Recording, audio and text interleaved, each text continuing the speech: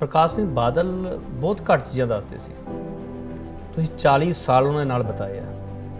ਕੁਝ ਇਹੋ ਜਿਹਾ ਹੈ ਜਿਹੜਾ ਤੁਸੀਂ ਦੱਸ ਸਕੋ ਪ੍ਰਕਾਸ਼ ਸਿੰਘ ਬਾਦਲ ਬਾਰੇ ਜਿਹੜਾ ਸਾਨੂੰ ਨਾ ਪਤਾ ਹੋਵੇ? ਤੁਸੀਂ ਉਹਨਾਂ ਨੂੰ ਆਪਣੇ ਫਾਦਰ ਫਿਗਰ ਮੰਨਦੇ ਸੀ? He was both a mother and a father to me. Prakash Singh Badal ਦੇ ਨਾਲ ਜਿਹੜੇ ਰਹੇ ਆ, ਜੇ ਸ਼ਾਮ ਨੂੰ ਮੋਢੇ ਤੇ ਹੱਥ ਰੱਖਿਆ ਹੁੰਦਾ ਸੀ ਤਾਂ ਸਵੇਰੇ ਉਹ ਪਾਰਟੀ ਚੋਂ ਬਾਹਰ ਹੋ ਜਾਂਦਾ ਸੀ। ਬਾਦਲ ਸਾਹਿਬ ਬਾਰੇ ਇੱਕ ਗੱਲ ਬਹੁਤ ਮਸ਼ਹੂਰ ਆ ਕਿ ਇਹਨਾਂ ਨੇ ਆਪਦੇ ਜਿੱਡਾ ਲੀਡਰ ਕੋਈ ਪੈਦਾ ਹੀ ਨਹੀਂ ਹੋਣ ਦਿੱਤਾ। ਹੁਣ ਕੈਪਟਨ ਸਾਹਿਬ ਬਾਰੇ ਲੋਕੀ ਕਹਿੰਦੇ ਹੁੰਦੇ ਸੀ ਕੈਪਟਨ ਸਾਹਿਬ ਨੂੰ ਬਾਦਲ ਸਾਹਿਬ ਨੂੰ ਉੱਠਣ ਦੇਣਾ। ਕੈਪਟਨ ਸਾਹਿਬ ਨੂੰ ਨੰਬਰ 2 ਤੇ ਰੱਖਿਆ ਬਾਦਲ ਸਾਹਿਬ ਨੇ, ਹਮੇਸ਼ਾ ਨੰਬਰ 2 ਮਤਲਬ ਕਿ ਸਭ ਤੋਂ ਉੱਪਰ। ਤੇ ਕੈਪਟਨ ਕਮਲਜੀਤ ਤੋਂ ਹੀ ਭਤੀਜੇ ਦੇ ਰੂਪ ਵਿੱਚ ਮੰਤਰਾਲਾ ਵੀ ਖੋਇਆ ਸੀ, ਵਿਭਾਗ ਵੀ ਖੋਇਆ ਸੀ। 99 ਦੇ ਵਿੱਚ ਬਾਦਲ ਸਾਹਿਬ ਦਾ ਰੋਲ ਸੀ ਜਾਂ ਨਹੀਂ? ਇਸ ਗੱਲ ਦਾ ਵਧੀਆ ਜਵਾਬ ਕੋਈ ਟੌੜਾ ਸਾਹਿਬ ਦਾ ਸਮਰਥਕ ਦੇ ਸਕਦਾ। ਬਾਦਲ ਸਾਹਿਬ ਦਾ ਕੋਈ ਰੋਲ ਨਹੀਂ ਸੀਗਾ ਉਹ ਸਾਰੀ ਚੀਜ਼ਾਂ ਵਿੱਚ। ਬਾਦਲ ਸਾਹਿਬ ਦਾ ਐਸਜੀਪੀਸੀ ਦੇ ਵਿੱਚ ਕਦੇ ਰੋਲ ਰਿਹਾ ਹੋਵੇ ਤਾਂ ਟੌੜਾ ਸਾਹਿਬ ਨੇ ਨਹੀਂ ਗੱਲ ਕਹੀ ਕਦੇ। ਰਿਗਰੈਟ ਸੀਗਾ ਬਾਦਲ ਸਾਹਿਬ ਨੂੰ ਕਦੇ ਇਸ ਇਨਸੀਡੈਂਟ ਦਾ 1999 ਕਿ ਦੋ ਐਡੇ ਵੱਡੇ ਲੀਡਰ ਜਦੋਂ ਸੈਪਰੇਟ ਹੋਣ ਤਾਂ ਦੋਨੋਂ ਪਾਸੇ ਦੁੱਖ ਹੁੰਦਾ। ਔਰ ਦਿਸਿਆ ਬਾਦਲ ਸਾਹਿਬ ਰਿਲੀਜੀਅਸ ਸੀਗੇ। ਜਿਹੜਾ ਬੰਦਾ ਸਵੇਰੇ ਜਪਜੀ ਸਾਹਿਬ ਦਾ ਪਾਠ ਕਰਨ ਤੋਂ ਬਿਨਾਂ ਕਿਸੇ ਨੂੰ ਮਿਲਦਾ ਹੀ ਨਹੀਂ, ਉਹਨੂੰ ਤੁਸੀਂ ਕੀ ਕਹੋਗੇ? ਜਿਹਦੇ ਇਲਜ਼ਾਮ ਲੱਗਦੇ ਆ ਕਿ ਬਰਗਾੜੀ ਵਾਲਾ ਇਹ ਸਾਰਾ ਐਪੀਸੋਡ ਹੋਇਆ, ਉਦੋਂ ਪ੍ਰਕਾਸ਼ ਸਿੰਘ ਬਾਦਲ ਨੇ ਉਸ ਲੈਵਲ ਦਾ ਇਨੀਸ਼ੀਏਟਿਵ ਕਿਉਂ ਨਹੀਂ ਲਿਆ? ਜਦੋਂ ਵੀ ਕਿਤੇ ਇਦਾਂ ਦੀ ਘਟਨਾ ਹੁੰਦੀ ਹੈ ਬਾਦਲ ਸਾਹਿਬ ਹਮੇਸ਼ਾ ਰਸ਼ਸ ਟੂ ਦੈਟ ਪਲੇਸ। ਉਸੇ ਦੁਖਦਾਈ ਕਰਕੇ ਹੀ ਉਹਨਾਂ ਦੇ ਘਰ ਜਾਣਾ ਚਾਹੁੰਦੇ ਸੀ ਬਾਦਲ ਸਾਹਿਬ। ਲੇਕਿਨ ਉਹ ਬੰਦੇ ਉੱਥੇ ਜਿਹੜੇ ਬੈਠੀਆਂ ਸੀਗੀਆਂ ਧਿਰਾਂ ਜਿਹੜੀਆਂ ਅੱਜ ਨਜ਼ਰ ਨਹੀਂ ਆ ਰਹੀਆਂ, ਉਹਨਾਂ ਨੂੰ ਪਤਾ ਸੀ ਜੇ ਬਾਦਲ ਸਾਹਿਬ ਆਉਣਗੇ ਤਾਂ ਸ਼ਾਂਤ ਹੋਏਗਾ, ਮਨ ਸ਼ਾਂਤ ਹੋਣਗੇ ਲੋਕਾਂ ਦੇ। ਉਹਨਾਂ ਦਾ ਜਿਹੜਾ ਪੋਲੀਟੀਕਲ ਏਜੰਡਾ ਸੀ ਉਹ ਖਤਮ ਹੋ ਰਿਹਾ ਸੀਗਾ। ਇੱਕ ਚੀਫ ਮਿਨਿਸਟਰ ਨਹੀਂ ਉੱਥੇ ਜਾ ਸਕਿਆ। ਮਨਪ੍ਰੀਤ ਬਾਦਲ ਤੇ ਸੁਖਬੀਰ ਸਿੰਘ ਬਾਦਲ, ਕੀ ਉਹਨਾਂ ਦੋਨਾਂ ਵਿੱਚੋਂ ਕੋਈ ਇਹੋ ਜਿਹਾ ਤੁਹਾਨੂੰ ਲੱਗਦਾ ਕਿ ਜਿਹੜਾ ਪ੍ਰਕਾਸ਼ ਸਿੰਘ ਬਾਦਲ ਦੀ ਵਿਰਾਸਤ ਨੂੰ ਸਾਂਭ ਸਕਦਾ? ਆ ਪ੍ਰਕਾਸ਼ ਸਿੰਘ ਬਾਦਲ ਦੀ ਪੋਲੀਟੀਕਲ ਵਿਰਾਸਤ ਸ਼੍ਰੋਮਣੀ ਅਕਾਲੀ ਦਲ ਹੈ। ਇਸ ਕਰਕੇ ਮਨਪ੍ਰੀਤ ਸਿੰਘ ਬਾਦਲ ਜਦ ਤੱਕ ਸ਼੍ਰੋਮਣੀ ਅਕਾਲੀ ਦਲ 'ਚ ਨਹੀਂ ਆਉਂਦੇ ਤਾਂ ਉਹ ਬਾਦਲ ਸਾਹਿਬ ਦੀ ਵਿਰਾਸਤ ਦੀ ਕਲੇਮ ਤਾਂ ਨਹੀਂ ਕਰ ਸਕਦੇ। ਕੱਲ੍ਹ ਆ ਜਾਣਗੇ ਤਾਂ ਦੇਖ ਲਾਂਗੇ।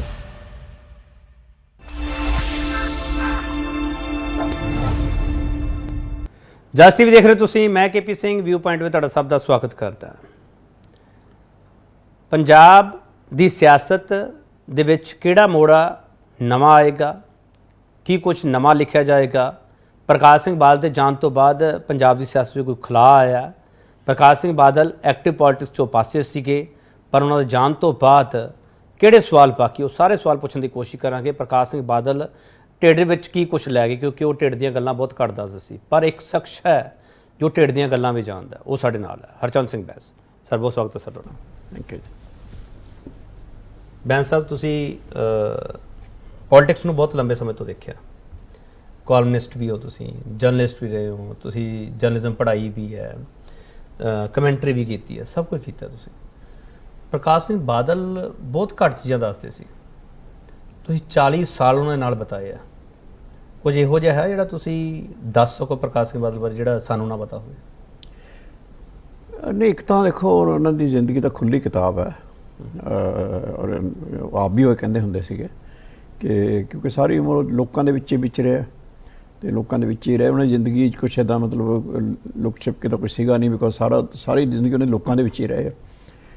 ਉਹ ਤਾਂ ਠੀਕ ਹੈ, ਲੇਕਿਨ ਕੁਛ ਨਿੱਜੀ ਗੱਲਾਂ ਜ਼ਰੂਰ ਇੱਦਾਂ ਦੀਆਂ ਹੁੰਦੀਆਂ ਜਿਹੜੀਆਂ ਪੋਲੀਟਿਕਸ ਦਾ ਹਿੱਸਾ ਨਹੀਂ ਹੁੰਦੀਆਂ।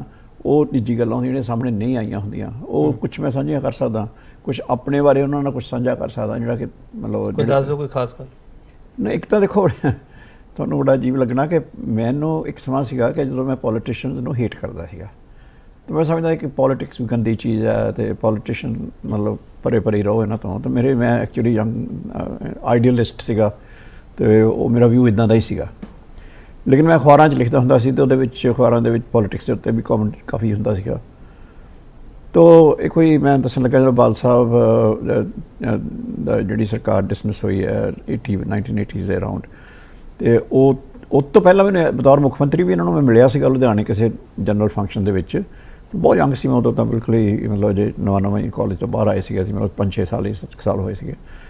ਲੇਕਿਨ ਪੋਲੀਟੀਸ਼ੀਅਨ ਬਾਰੇ ਵਿਊ ਮੇਰਾ ਇਹ ਸੀਗਾ। ਲੇਕਿਨ ਇਹਨਾਂ ਨੂੰ ਕਿਸੇ ਨੇ ਮੇਰੇ ਰਾਈਟਿੰਗਸ ਵਗੈਰਾ ਪੜ੍ਹਾਈਆਂ ਹੋਣਗੀਆਂ ਜਾਂ ਕਿਵੇਂ, ਅਤੇ ਇਹਨਾਂ ਨੇ ਮਤਲਬ ਇਹਨਾਂ ਦੇ ਇੱਕ ਰਿਸ਼ਤੇਦਾਰ ਹੁੰਦੇ ਸੀ, ਉਹਨਾਂ ਦਾ ਨਾਮ ਮੈਨੂੰ ਭੁੱਲ ਰਿਹਾ, ਲੇਕਿਨ ਉਹਨਾਂ ਤੋਂ ਬਾਅਦ ਜਿਹੜੇ ਰਿਸ਼ਤੇਦਾਰ ਦੇ ਥਰੂ ਮੇਰੇ ਕੋਲ ਦੁਬਾਰਾ ਇਹਨਾਂ ਨੇ ਪਹਿਲੀ ਵਾਰ ਤਾਂ ਇੱਕ ਹੋਰ ਸੀਗੇ, ਉਹਨਾਂ ਦਾ ਨਾਮ ਭੁੱਲ ਗਿਆ ਸ਼ਾਇਦ, ਉੱਥੇ ਦੇ ਢਿੱਲੋਂ ਸਾਹਿਬ ਸੀਗੇ, ਉੱਥੇ ਦੇ ਕੋਈ ਇਹਨਾਂ ਦੇ ਇਲਾਕੇ ਦੇ ਹੀ।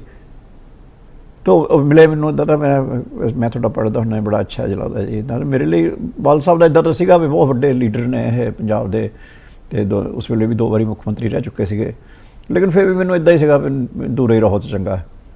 ਤੇ ਉਹ ਮੁਲਾਕਾਤ ਹੋਈ, ਲੇਕਿਨ ਮੁਲਾਕਾਤ 'ਚੋਂ ਜਿੱਦਾਂ ਦੀ ਸ਼ਖਸੀਅਤ ਸੀਗੀ ਉਹੀ ਸਾਹਮਣੇ ਆਉਣੀ ਸੀਗੀ। ਤਾਂ ਮੈਨੂੰ ਇੰਨਾ ਜ਼ਰੂਰ ਲੱਗਾ ਬੰਦਾ ਬਹੁਤ ਵਧੀਆ ਵੀ ਇਨਸਾਨ ਚੰਗਾ ਹੈ ਨਾ। ਇਹਨਾਂ ਦਾ ਫਿਰ ਪਹਿਲੀ ਮੀਟਿੰਗ 'ਚ ਪ੍ਰਭਾਵ ਪਿਆ ਇਹਨਾਂ ਦਾ, ਕਿਉਂਕਿ ਬੜੀ ਨਿਮਰਤਾ ਨਾਲ ਪੇਸ਼ ਆਏ, ਕੋਈ ਮਤਲਬ ਇੱਦਾਂ ਉਹ ਗੱਲ ਨਹੀਂ ਸੀ ਮੁੱਖ ਮੰਤਰੀ ਰਹਿ ਚੁੱਕੇ ਵਗੈਰਾ।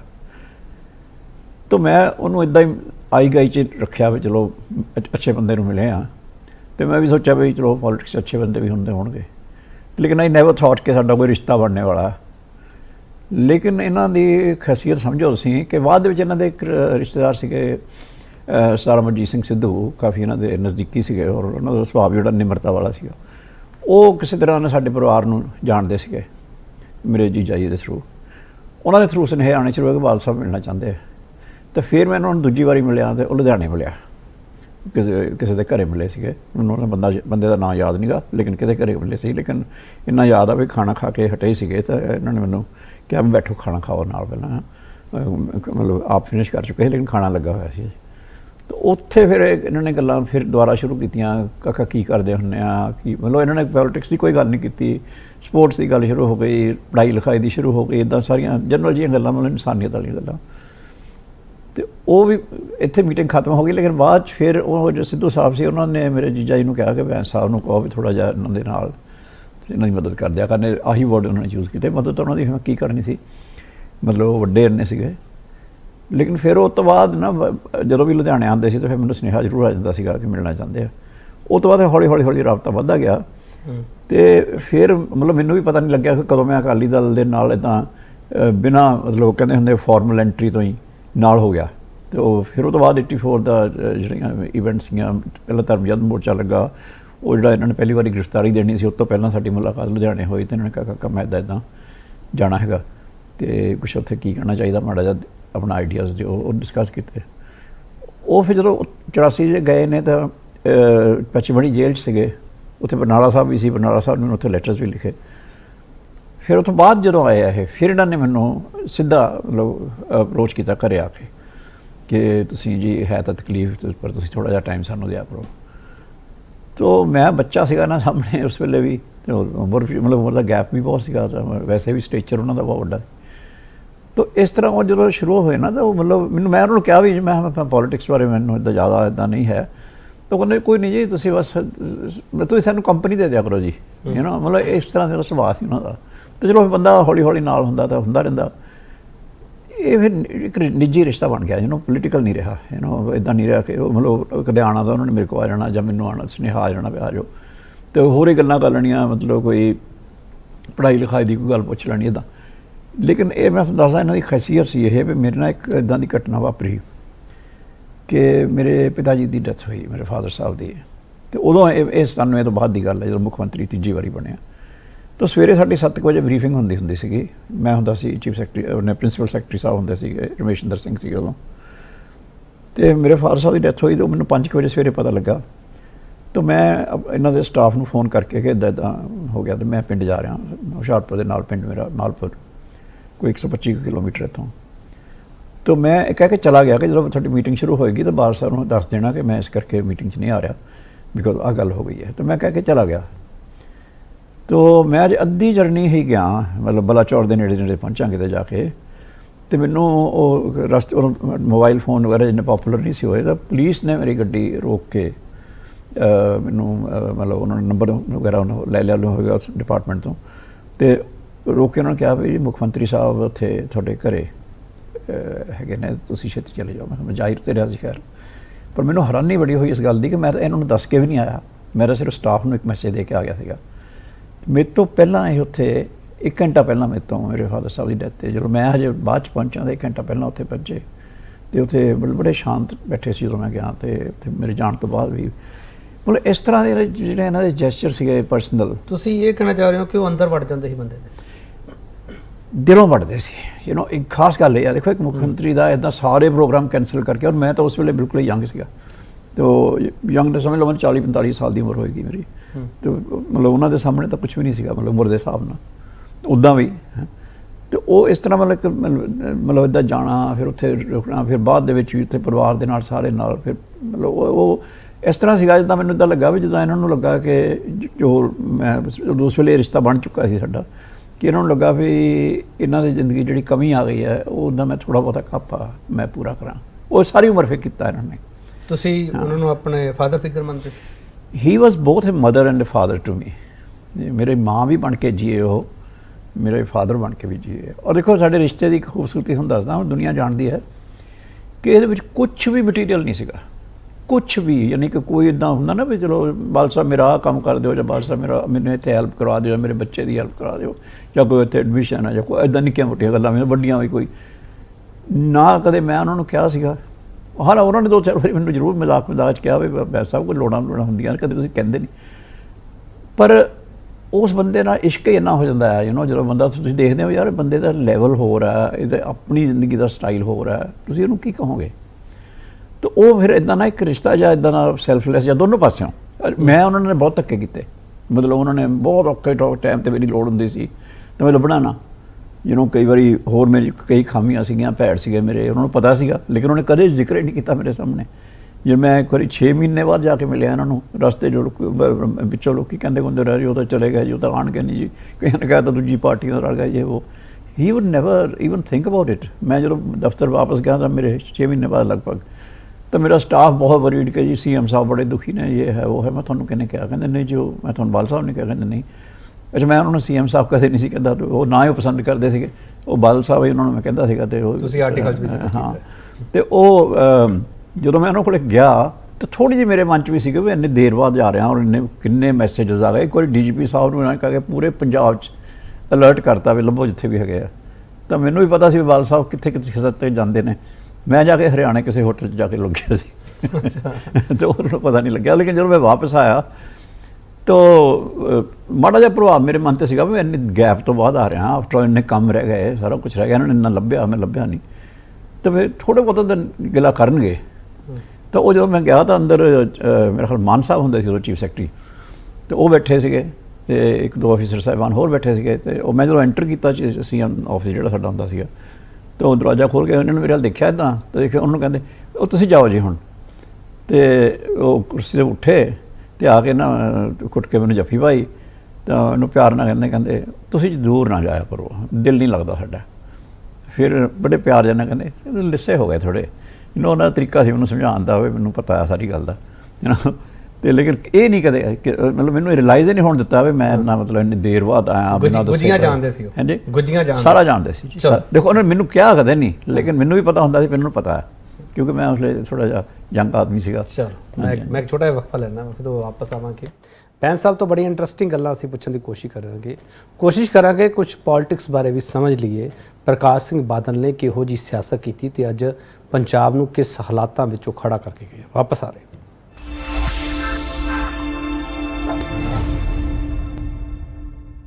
ਇੱਕ ਵਾਰ ਫਿਰ ਤੁਹਾਡਾ ਸਵਾਗਤ ਕਰਦੇ ਹਾਂ। ਬੈਂਸ ਸਾਹਿਬ, ਪ੍ਰਕਾਸ਼ ਸਿੰਘ ਬਾਦਲ ਦੀ ਪੋਲਿਟਿਕਸ ਹੈ ਜਿਹੜੀ, ਉਹਦੇ ਬਾਰੇ ਇੱਕ ਸਰਚ ਵੀ ਹੋਣੀ ਚਾਹੀਦੀ ਹੈ।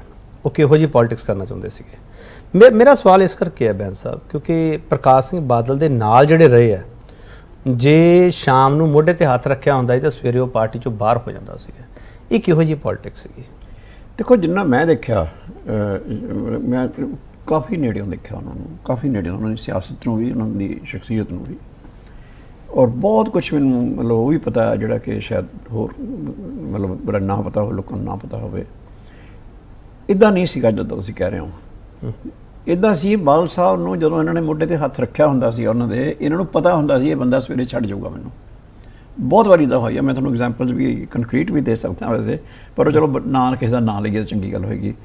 ਇਹਨਾਂ ਨੂੰ ਪਤਾ ਹੁੰਦਾ ਸੀਗਾ ਕਿ ਬੰਦਾ ਮੇਰੇ ਨਾਲ ਨਹੀਂ ਹੈ। ਮੇਰੇ ਸਾਹਮਣੇ ਇੱਕ ਇਨਸੀਡੈਂਟ ਵਾਪਰਿਆ ਸੀ, ਮੈਂ ਵੀ ਨਾਮ ਨਹੀਂ ਲੈ ਰਿਹਾ, ਤਾਂ ਹੀ ਮੈਂ ਕਹਿ ਰਿਹਾ। ਉਹ ਸ਼ਾਮ ਨੂੰ ਨਾਲ ਸੀਗਾ, ਸਵੇਰੇ ਅਖਬਾਰਾਂ 'ਚ ਸੁਰਖੀਆਂ ਸੀ ਉਹਨੂੰ ਬਾਹਰ ਕੱਢਤਾ, 6 ਸਾਲ ਹੀ ਬਰਖਾਸਤ ਪਾਰਟੀ 'ਚੋਂ ਬਾਹਰ। ਹਾਂ, ਉਹ ਇਸ ਤਰ੍ਹਾਂ ਹੁੰਦਾ ਸੀਗਾ। ਮੈਂ 2-3 ਕੇਸ ਤਾਂ ਬਹੁਤ ਮੇਰੇ ਸਾਹਮਣੇ ਵੱਡੇ ਹੈਗੇ ਇੱਦਾਂ ਦੇ ਵੀ ਉਹ ਬੰਦਾ। ਮੈਂ ਇੱਕ ਵਾਰੀ ਤਾਂ 2 ਵਾਰੀ ਸਰਕਾਰ ਦੇ ਡਿਊਰਿੰਗ ਵੀ ਇੱਦਾਂ ਹੋਇਆ ਕਿ ਮਤਲਬ ਮਿਨਿਸਟਰ ਸਾਹਿਬਾਨ ਵੀ ਇੱਦਾਂ ਦੇ ਸੀਗੇ ਵੱਡੇ ਉਸਲੇ, ਜਿਹੜੇ ਇੱਥੇ ਸ਼ਾਮ ਨੂੰ ਆ ਕੇ ਬਾਦਲ ਸਾਹਿਬ ਨੂੰ, ਬਾਦਲ ਸਾਹਿਬ ਇਸ ਤਰ੍ਹਾਂ ਬਸ ਇੱਦਾਂ ਜੀ ਤੁਹਾਡੇ ਨਾਲ ਹੀ ਮਰਨਾ ਇਹ ਉਹ ਐਕਸਟਰਾ, ਲੇਕਿਨ ਉਹ ਤੋਂ ਬਾਅਦ ਸਿੱਧੇ ਹੀ ਜਾ ਕੇ ਦੂਜੇ ਪਾਸੇ ਗੱਲ ਕਰਕੇ ਅਤੇ ਬਾਦਲ ਸਾਹਿਬ ਦੇ ਖਿਲਾਫ ਹੀ ਅਨਾਊਂਸਮੈਂਟਸ ਹੋ ਰਹੀਆਂ ਹੁੰਦੀਆਂ ਸੀਗੀਆਂ। ਤਾਂ ਬਾਦਲ ਸਾਹਿਬ ਦਾ ਇੰਨਾ ਜ਼ਰੂਰ ਸੀਗਾ, ਪਤਾ ਇਹਨਾਂ ਨੂੰ ਸਾਰੀ ਗੱਲ ਦਾ ਹੁੰਦਾ ਸੀਗਾ। ਇਹ ਬਹੁਤ ਹੀ ਮਤਲਬ ਇਹਨਾਂ ਦੀ ਖਾਸੀਅਤ ਸੀ ਵੀ ਕਹੇ ਨਾ ਬੰਦਾ ਸਾਹਮਣੇ ਆਵੇ ਉਹਦੇ ਐਕਸਰੇ ਲੈ ਲੈਂਦੇ ਸੀ ਵੀ ਇਹਦੇ ਅੰਦਰ ਮਨ 'ਚ ਕੀ ਆ ਲੇਕਿਨ ਉਹਨੂੰ ਮਿਲਦੇ ਫਿਰ ਵੀ ਪਿਆਰ ਨਾਲ ਹੀ ਸੀਗੇ। ਤਾਂ ਉਹ ਜਿਹੜੀ ਮੋਢੇ 'ਤੇ ਹੱਥ ਰੱਖਣ ਵਾਲੀ ਗੱਲ ਉਹ ਤਾਂ। ਅੱਛਾ, ਦੂਜੀ ਗੱਲ ਮੈਂ ਤੁਹਾਨੂੰ ਇੱਕ ਐਗਜ਼ਾਮਪਲ ਦਿੰਦਾ ਜੀ ਕਿ ਇੱਕ ਸਾਡੇ ਮੈਂ ਨਾਮ ਫਿਰ ਨਹੀਂ ਲੈਂਦੇ ਆਪਾਂ, ਲੇਕਿਨ ਇੱਕ ਮਿਨਿਸਟਰ ਸਾਹਿਬ ਸਾਡੇ ਸੀਗੇ, ਉਹ ਛੱਡ ਗਏ। ਇੱਕ ਸਮਾਂ ਇੱਦਾਂ ਦਾ ਆਇਆ ਕਿ ਅਸਤੀਫਾ ਦੇ 3 ਮਿਨਿਸਟਰ ਸਾਹਿਬਾਨ ਨੇ ਦਿੱਤਾ ਸੀਗਾ, ਲੇਕਿਨ ਉਹਨਾਂ 'ਚ ਇੱਕ ਮਿਨਿਸਟਰ ਸਾਹਿਬ ਦੱਸਦਾ ਕਿ ਉਹ ਆ ਕੇ ਰਾਤ ਨੂੰ ਬੜਾ ਹੀ ਬਾਲ ਸਾਹਿਬ ਨੂੰ ਉਹਨਾਂ ਨੇ ਅਸ਼ੋਰੈਂਸ ਦਿੱਤੇ ਸੀ, ਇਹ ਹੈ ਉਹ, ਅੱਜ ਮੈਨੂੰ ਬਿਆਨ ਦੇਣਾ ਪੈ ਗਿਆ ਇੱਦਾਂ ਕੁਛ ਨਹੀਂ। ਤਾਂ ਉਹਨਾਂ ਨੇ ਅਸਤੀਫਾ ਦੇ ਦਿੱਤਾ ਅਤੇ ਬਾਲ ਸਾਹਿਬ ਦੇ ਖਿਲਾਫ ਬੜੀ ਵੱਡੀ ਪ੍ਰੈਸ ਕਾਨਫਰੰਸ ਕਰਤੀ। ਅਤੇ ਮੈਨੂੰ ਵੀ ਥੋੜ੍ਹਾ ਜਿਹਾ ਇੱਦਾਂ ਬੁਰਾ ਲੱਗਾ ਵੀ ਦੇਖੋ ਕੱਲ੍ਹ ਤਾਂ ਇੱਦਾਂ ਕਹਿ ਗਿਆ ਸੀ ਅਤੇ ਇੱਦਾਂ ਹੁਣ ਕਰੇ ਹੈ ਨਾ। ਤਾਂ ਮੈਂ ਬਾਲ ਸਾਹਿਬ ਨਾਲ ਗੱਲ ਕੀਤੀ, ਮੈਂ ਕਿਹਾ ਕੀ ਪੋਲੀਟਿਕਸ ਆਪਣੀ ਮੈਂ ਹੋ ਗਈ ਇੱਦਾਂ ਵੀ ਦੇਖੋ ਰਾਤੀ ਤੁਹਾਨੂੰ ਆਹ ਕਹਿੰਦੇ ਸੀ। ਕਹਿੰਦੇ ਕਾਕਾ ਕਿਸੇ ਨੂੰ ਨਾ ਇੱਦਾਂ ਨਹੀਂ ਸਮਝੀਦਾ ਹੁੰਦਾ, ਉਹ ਸਮਝੋਗੇ ਉਹਨਾਂ ਦੀ ਮਜਬੂਰੀ ਕੀ ਹੋਊਗੀ। ਉਹ ਕਹਿੰਦੇ ਉਹਨਾਂ ਨੂੰ ਲੱਗਾ ਉੱਧਰ ਇੰਟਰਸਟ ਜ਼ਿਆਦਾ ਹੈ, ਬੰਦੇ ਮਾੜੇ ਨਹੀਂ ਹੈ ਜੀ, ਪਰ ਉਹਨਾਂ ਦਾ ਇੰਟਰਸਟ ਕੋਈ ਹੋਰ ਹੋ ਗਿਆ ਹੋਊਗਾ। ਕੋਈ ਗੱਲ ਨਹੀਂ, ਕਹਿੰਦੇ ਜਦੋਂ ਉਹ ਕਹਿੰਦੇ ਵੈਸੇ ਉਹਨਾਂ ਨੂੰ ਪਤਾ ਲੱਗ ਜਾਣਾ ਵੀ ਉਹ ਗਲਤੀ ਕਰ ਗਏ, ਪਰ ਤੁਸੀਂ ਗੁੱਸੇ ਨਾ ਹੋਵੋ। ਇਹ ਕਹਿੰਦੇ मतलब बादल साहब उस लाइन पे यकीन करते थे उनकी भी कुछ मजबूरियां रही होंगी, या वरना कोई बेवफा नहीं होता। लेकिन ਮੈਨੂੰ ਇੰਨਾ ਪਤਾ ਕਿ ਬਾਲ ਸਾਹਿਬ ਨੇ ਉਹਨਾਂ ਨੂੰ ਕਿਹਾ ਸੀਗਾ ਉਸ ਵੇਲੇ ਰਾਤ ਨੂੰ ਕਿ ਤੁਸੀਂ ਕੋਈ ਵਜ੍ਹਾ ਨਹੀਂ ਬਣ ਰਹੀ ਇੱਦਾਂ ਦੀ ਕਿ ਤੁਸੀਂ ਮਤਲਬ ਦੱਸੋ ਜਿਹੜੀ ਅਸਲੀ ਗੱਲ ਆਪਾਂ ਉਹਨੂੰ ਹੱਲ ਕਰ ਲਈਏ। ਲੇਕਿਨ ਉਹਨਾਂ ਨੂੰ ਲੱਗਦਾ ਸੀਗਾ ਕਿ ਸ਼ਾਇਦ ਬਾਲ ਸਾਹਿਬ ਨੂੰ ਹੁਣ ਆਪਾਂ ਹਟਾ ਹੀ ਦੇਣਾ। ਹੁਣ ਮੈਂ ਜ਼ਿਕਰ ਮੇਰੀ ਗੱਲ ਤੋਂ ਸਮਝ ਗਏ ਹੋਗੇ ਵੀ ਕਿਹੜੀ ਗੱਲ ਸੀ ਉਹ, ਜਦੋਂ ਪਾਰਟੀ ਸਪਲਿਟ ਹੋਣ ਨੂੰ ਫਿਰਦੀ ਸੀ। ਤੋ ਪਰ ਬਾਲ ਸਾਹਿਬ ਨੇ ਬਿਲਕੁਲ ਉਹ ਫਿਰ ਉਹੀ ਬੰਦੇ ਜਦੋਂ ਵਾਪਸ ਆਏ, ਉਹ ਵੀ ਮਤਲਬ ਦ੍ਰਿਸ਼ ਬੜਾ ਅਜੀਬ ਸੀਗਾ ਕਿ ਉਹ ਬੰਦੇ ਆ ਕੇ ਬਾਲ ਸਾਹਿਬ ਨੂੰ ਅਸ਼ੋਰ ਕਰ ਰਹੇ ਸੀਗੇ ਜੀ ਸਾਨੂੰ ਇਹ ਹੋ ਗਿਆ ਸਾਨੂੰ, ਔਰ ਬਾਲ ਸਾਹਿਬ ਉਹ ਗੱਲ ਕਰਨ ਨਹੀਂ ਦੇ ਰਹੇ ਸੀਗੇ। ਉਹ ਕਹਿੰਦੇ ਕਾਕਾ ਤੁਸੀਂ ਚਾਹ ਪੀਓ, ਤੁਸੀਂ ਖਾਣਾ ਖਾਓ। ਮਤਲਬ ਉਹ ਬਿਲਕੁਲ ਮਨ 'ਤੇ ਨਹੀਂ ਰੱਖਿਆ ਉਹਨਾਂ ਨੇ ਵੀ ਇਸ ਬੰਦੇ ਨੇ ਇੱਦਾਂ ਕੀਤਾ ਸੀ। ਔਰ ਉਸ ਤੋਂ ਬਾਅਦ ਬਾਲ ਸਾਹਿਬ ਦੇ ਨਾਲ ਉਹ ਬਹੁਤ ਨੇੜੇ ਰਹੇ ਬੰਦੇ, ਬਾਲ ਸਾਹਿਬ ਵੀ ਉਹਨਾਂ ਦੇ ਬਹੁਤ ਨੇੜੇ ਰਹੇ ਔਰ ਤਾਉਮਰ ਉਹ ਅਖੀਰ ਤੱਕ ਬਾਲ ਸਾਹਿਬ ਦੇ ਨਾਲ ਖੜ੍ਹੇ, ਅੱਜ ਵੀ ਖੜ੍ਹੇ ਆ। ਤੋ ਇਹ ਉਹ ਖੜ੍ਹੇ ਤਾਂ ਆ ਵੀ ਉਹਨਾਂ ਨੇ ਦੇਖਿਆ ਜੇ ਸਾਡੇ ਤੋਂ ਕਦੇ ਗਲਤੀ ਹੋਈ ਵੀ, ਭੁੱਲ ਹੋਈ ਵੀ, ਇਸ ਬੰਦੇ ਨੇ ਕਦੇ ਮਨ 'ਤੇ ਨਹੀਂ ਰੱਖੀ ਗੱਲ। ਵਿਸ਼ਾਲਤਾ ਬਹੁਤ ਕਈ ਬੰਦੇ ਕਹਿੰਦੇ ਇਹਨਾਂ ਦੀ ਪੋਲੀਟਿਕਸ ਸੀ, ਮੈਂ ਤੁਹਾਨੂੰ ਦੱਸਾਂ ਸ਼ਖਸੀਅਤ ਬਹੁਤ ਵੱਡੀ ਸੀ। ਪੋਲੀਟਿਕਸ ਇਹਨਾਂ ਦੀ ਸ਼ਖਸੀਅਤ ਚੋਂ ਨਿਕਲ ਰਹੀ ਸੀ। ਮੈਂ ਇੱਕ ਚੀਜ਼ ਬੈਂਸ ਸਾਹਿਬ ਜ਼ਰੂਰ ਸਮਝਣਾ ਚਾਹੁੰਦਾ, ਜਿਹੜੇ ਪਬਲਿਕ ਡੋਮੇਨ ਵਿੱਚ ਸਵਾਲ ਹੈ ਮੈਂ ਉਹੀ ਸਵਾਲ ਤੁਹਾਨੂੰ ਕਰਨ ਦੀ ਕੋਸ਼ਿਸ਼ ਕਰ ਰਿਹਾ। ਬਾਲ ਸਾਹਿਬ ਬਾਰੇ ਇੱਕ ਗੱਲ ਬਹੁਤ ਮਸ਼ਹੂਰ ਹੈ ਕਿ ਇਹਨਾਂ ਨੇ ਆਪਦੇ ਜਿੱਡਾ ਲੀਡਰ ਕੋਈ ਪੈਦਾ ਹੀ ਨਹੀਂ ਹੋਣ ਦਿੱਤਾ। ਜਿਹੜਾ ਪੈਦਾ ਹੋਣ ਦੀ ਕੋਸ਼ਿਸ਼ ਕਰਦਾ ਸੀ ਜਾਂ ਜਿਹੜਾ ਉਹਨਾਂ ਦੇ ਬਰਾਬਰ ਖੜਾ ਹੋਣ ਦੀ ਕੋਸ਼ਿਸ਼ ਕਰਦਾ ਸੀ ਉਹਨੂੰ ਪਾਰਟੀ ਚੋਂ ਬਾਹਰ ਕਰ ਦਿੱਤਾ ਜਾਂਦਾ ਸੀ ਜਾਂ ਉਹਦੇ ਪਰ ਕੱਟ ਦਿੱਤੇ ਜਾਂਦੇ ਸੀਗੇ। ਇਸ ਬਾਰੇ ਕੁਝ ਦੱਸੋ। ਦੇਖੋ ਇੱਦਾਂ ਗੱਲਾਂ ਕਹਿਣੇ ਵਾਲੇ ਕਹਿ ਦਿੰਦੇ ਆ। ਹਾਂ, ਮੇਰੇ ਸਾਹਮਣੇ ਮੈਂ ਬਾਲ ਸਾਹਿਬ ਦੇ ਸਾਹਮਣੇ ਬਹੁਤ ਵੱਡੇ ਵੱਡੇ ਲੀਡਰ, ਬਾਲ ਸਾਹਿਬ ਦੇ ਸ਼ਖਸੀਅਤ ਦੇ ਲਗਭਗ ਬਰਾਬਰ ਦੇ ਲੀਡਰ ਬਾਲ ਸਾਹਿਬ ਦੇ ਨਾਲ ਤਾਕਤ ਇੰਜੋਏ ਕਰਦੇ ਦੇਖੇ ਆ। ਉਹਨਾਂ ਨੂੰ ਵੱਡੇ ਵੱਡੇ ਅਹੁਦੇ ਮਿਲੇ ਆ। ਬ੍ਰਹਮਪੁਰਾ ਸਾਹਿਬ ਬਾਲ ਸਾਹਿਬ ਉਹਨਾਂ ਨੂੰ ਮਤਲਬ ਬਾਲ ਸਾਹਿਬ ਦਾ ਖਾਸ ਲਹਿਜਾ ਗੱਲ ਉਹਨਾਂ ਨੂੰ ਮਤਲਬ ਨਾਂ ਲੈਣ ਦਾ, ਉਹ ਬ੍ਰਹਮਪੁਰਾ ਸਾਹਿਬ ਨਹੀਂ ਸੀ, ਉਹਨਾਂ ਨੂੰ ਬਰਮਪੁਰਾ ਸਾਹਿਬ ਕਹਿੰਦੇ ਨੇ। ਮੈਨੂੰ ਪਤਾ ਨਹੀਂ ਉਹਨਾਂ ਦਾ ਤਰੀਕਾ ਇੱਦਾਂ ਦਾ, ਮਤਲਬ ਉਹ ਬੜਾ ਖਾਸ ਅੰਦਾਜ਼ ਸੀਗਾ। ਬਰਮਪੁਰਾ ਸਾਹਿਬ ਨੂੰ ਬੁਲਾ ਲਓ। ਤਾਂ ਅੱਛਾ, ਉਹ ਬ੍ਰਹਮਪੁਰਾ ਸਾਹਿਬ ਦੇਖੋ ਕਿਸ ਉਚਾਈ 'ਤੇ ਪਹੁੰਚੇ, ਸੀਨੀਅਰ ਵਾਈਸ ਪ੍ਰੈਜ਼ੀਡੈਂਟ ਬਣੇ ਹੈ ਨਾ। ਗੁਰਦੇਵ ਬਾਦਲ ਸਾਹਿਬ ਜਿੰਨਾ ਚਿਰ ਬਾਲ ਸਾਹਿਬ ਦੇ ਨਾਲ, ਢੀਂਡਸਾ ਸਾਹਿਬ ਨੇ ਦੇਖੋ ਪਾਰਟੀ ਦੇ ਸੈਕਟਰੀ ਜਨਰਲ ਇਕੱਲੇ ਅੱਜ ਤੱਕ ਰਹੇ ਆ, ਜਿਹਨਾਂ ਨੇ ਸਾਰੀ ਪਾਵਰ ਇੰਜੋਏ ਕੀਤੀ। ਵਡਾਲਾ ਸਾਹਿਬ ਜਦੋਂ ਇੱਕ ਵਾਰੀ ਨਾਰਾਜ਼ ਹੋਇਆ ਤਾਂ ਬਾਲ ਸਾਹਿਬ ਉਹਨਾਂ ਦੇ ਘਰ ਗਏ ਮਨਾਉਣ, ਉਹਨਾਂ ਨੂੰ ਮੈਂ ਵੀ ਨਾਲ ਗਿਆ ਉਹਨਾਂ ਨੂੰ ਮਨਾਉਣੇ ਵਾਸਤੇ ਵੀ ਤੁਸੀਂ ਦੱਸੋ ਕੀ ਚਾਹੀਦਾ ਇੱਦਾਂ। ਚਲੋ ਉਹਨਾਂ ਦੀ ਕੋਈ ਉਸ ਵੇਲੇ ਇੱਦਾਂ ਸੀਗਾ, ਡਿਫਰੈਂਸਿਸ ਆਫ ਓਪੀਨੀਅਨ ਸੀਗੇ। ਕਿਸੇ ਵੀ ਬੰਦੇ ਦਾ ਨਾ, ਟੌੜਾ ਸਾਹਿਬ ਲਗਭਗ ਬਾਦਲ ਸਾਹਿਬ ਦੇ ਬਰਾਬਰ ਦੇ ਲੀਡਰ ਗਿਣੇ ਜਾਂਦੇ ਸੀਗੇ, ਠੀਕ ਹੈ ਨਾ। ਬਲਕਿ ਇਹ ਵੀ ਕਈ ਕਹਿੰਦੇ ਹੁੰਦੇ ਸੀਗੇ ਕਿ ਇੱਕ ਧਾਰਮਿਕ ਫੀਲਡ ਦਾ ਲੀਡਰ ਹੈ ਅਤੇ ਇੱਕ ਪੋਲੀਟੀਕਲ ਰਿਲੀਜੀਅਸ ਫੀਲਡ ਦਾ ਲੀਡਰ ਹੈ। ਤੋ ਮਤਲਬ ਕਿਹੜਾ ਲੀਡਰ ਜਿਹੜਾ ਕਿ ਬਾਦਲ ਸਾਹਿਬ ਦੇ ਨਾਲ ਚੱਲ ਕੇ ਵੱਡੇ ਅਹੁਦਿਆਂ ਦੇ ਨਾਲ ਉਹਨੇ ਨਹੀਂ ਰਿਹਾ। ਜੇ ਹੁਣ ਕੋਈ ਬੰਦਾ ਦੇਖੋ ਨਾ, ਫੋਰ ਐਗਜ਼ਾਮਪਲ ਕੋਈ ਬੰਦੇ ਕੈਪਟਨ ਸਾਹਿਬ, ਹੁਣ ਕੈਪਟਨ ਸਾਹਿਬ ਬਾਰੇ ਲੋਕੀ ਕਹਿੰਦੇ ਹੁੰਦੇ ਸੀ ਕੈਪਟਨ ਸਾਹਿਬ ਨੂੰ ਬਾਦਲ ਸਾਹਿਬ ਨੇ ਉੱਠਣ ਨਹੀਂ ਦੇਣਾ। ਕੈਪਟਨ ਸਾਹਿਬ ਨੂੰ ਨੰਬਰ 2 'ਤੇ ਰੱਖਿਆ ਬਾਦਲ ਸਾਹਿਬ ਨੇ ਹਮੇਸ਼ਾ, ਨੰਬਰ 2 ਮਤਲਬ ਕਿ ਸਭ ਤੋਂ ਉੱਪਰ। ਯਾਨੀ ਕਿ ਇੱਕ ਤਾਂ ਮੁੱਖ ਮੰਤਰੀ ਹੁੰਦਾ ਹੀ ਹੈ, ਮੁੱਖ ਮੰਤਰੀ ਤੋਂ ਬਾਅਦ ਜੇ ਉਸ ਕਿਸੇ ਲੀਡਰ ਨੂੰ ਕੋਈ ਥਾਂ ਦਿੱਤੀ ਗਈ ਉਹਦੇ ਬਰਾਬਰ ਦੀ ਤਾਂ ਉਹ ਕੈਪਟਨ ਸਾਹਿਬ ਨੂੰ ਦਿੱਤੀ। ਕੈਪਟਨ ਕਮਲਜੀਤ ਦੀ ਗੱਲ ਕਰ ਰਹੇ ਸੀ ਤੇ ਕੈਪਟਨ ਕਮਲਜੀਤ ਤੋਂ ਹੀ ਭਤੀਜੇ ਦੇ ਰੂਪ ਵਿੱਚ ਮੰਤਰਾਲਾ ਵੀ ਖੋਇਆ ਸੀ, ਵਿਭਾਗ ਵੀ ਖੋਇਆ ਸੀ। ਵਿਭਾਗ ਨਹੀਂ ਹੋਇਆ, ਜ਼ਿਆਦਾ ਖਜ਼ਾਨਾ ਮੰਤਰੀ ਤੋਂ ਸਹਿਕਾਰਤਾ ਮੰਤਰੀ ਬਣਾ ਦਿੱਤਾ ਗਿਆ ਸੀ। ਇਹ ਤੁਹਾਨੂੰ ਪਤਾ ਨਾ ਹੋਏ, ਉਹਨਾਂ ਦੇ ਪਰਿਵਾਰ ਨੂੰ ਪੁੱਛ ਲਿਓ। ਕੈਪਟਨ ਸਾਹਿਬ ਜਦੋਂ ਤਾਂ ਫਾਈਨੈਂਸ ਮਿਨਿਸਟਰ ਬਣਾਏ ਗਏ ਸੀਗੇ, ਉਦੋਂ ਵੀ ਉਹਨਾਂ ਦੇ ਕਹਿਣ 'ਤੇ ਬਣਾਏ ਗਏ ਸੀ। ਉਹਨਾਂ ਨੇ ਕਿਹਾ ਸੀ ਮੈਂ ਫਾਈਨੈਂਸ ਹੀ ਲੈਣਾ। ਮੇਰੇ ਕੈਪਟਨ ਸਾਹਿਬ ਨੂੰ, ਮੇਰੇ ਕੈਪਟਨ ਕਮਲਜੀਤ ਸਿੰਘ, ਐਕਚੁਅਲੀ ਮੈਨੂੰ ਕੈਪਟਨ ਕਮਲਜੀਤ ਸਿੰਘ ਦਾ ਹੀ ਦੋਸਤ ਮੰਨਿਆ ਜਾਂਦਾ। ਕਿਉਂਕਿ ਮੇਰੀ ਬਹੁਤ ਨੇੜਤਾ ਸੀ ਉਹਨਾਂ ਨਾਲ ਈਵਨ ਜਿਹੜਾ ਤੁਹਾਨੂੰ ਦੋਨਾਂ ਦਾ ਦੋਸਤ ਮੰਨਿਆ ਜਾਂਦਾ, ਮਨਪ੍ਰੀਤ ਸਿੰਘ ਬਾਦਲ ਦਾ ਵੀ ਕੈਪਟਨ ਕਮਲਜੀਤ ਦਾ ਵੀ। ਮਨਪ੍ਰੀਤ ਸਿੰਘ ਬਾਦਲ ਉਹਨਾਂ ਦਾ ਦੋਸਤ ਤਾਂ ਨਹੀਂ ਮੰਨਿਆ ਜਾਂਦਾ, ਲੇਕਿਨ ਇੰਨਾ ਜ਼ਰੂਰ ਉਹਨਾਂ ਦੀ ਕੁਝ ਜਿੱਦਾਂ ਲਿਟਰੇਰੀ ਟੇਸਟ ਹੈਗੇ ਆ ਜਾਂ ਸ਼ਾਇਰੀ ਕਰਦੇ ਆ ਜਾਂ ਉਹ ਕਰਦੇ ਆ, ਉਹਦਾ ਤਾਂ ਮੈਂ ਐਡਮਾਇਰ ਹੈਗਾ, ਉਹ ਤਾਂ ਕੋਈ ਰੌਲਾ ਨਹੀਂ, ਉਹ ਕੋਈ ਲੁਕੀ ਛਿਪੀ ਗੱਲ ਨਹੀਂ। ਲੇਕਿਨ ਦੋਸਤੀ ਵਾਲੀ ਗੱਲ ਉਹਨਾਂ ਇੰਨੀ ਨੇੜਤਾ ਕਦੇ ਨਹੀਂ ਹੋ ਸਕੀ। ਕੈਪਟਨ ਸਾਹਿਬ ਨਾਲ ਸੀਗੀ, ਕੈਪਟਨ ਕਮਲਜੀਤ ਸਿੰਘ ਨਾਲ ਬਹੁਤ ਨੇੜਤਾ ਸੀਗੀ। ਤੋ ਕਈ ਵਾਰੀ ਕੋਈ ਗੱਲ ਵੀ ਹੁੰਦੀ ਸੀ, ਪੋਲੀਟੀਕਲ ਗੱਲ ਵੀ ਹੁੰਦੀ ਸੀ, ਤਾਂ ਮੈਂ ਇੰਟਰਵੀਨ ਕਰਦਾ ਸੀ ਵਿੱਚ।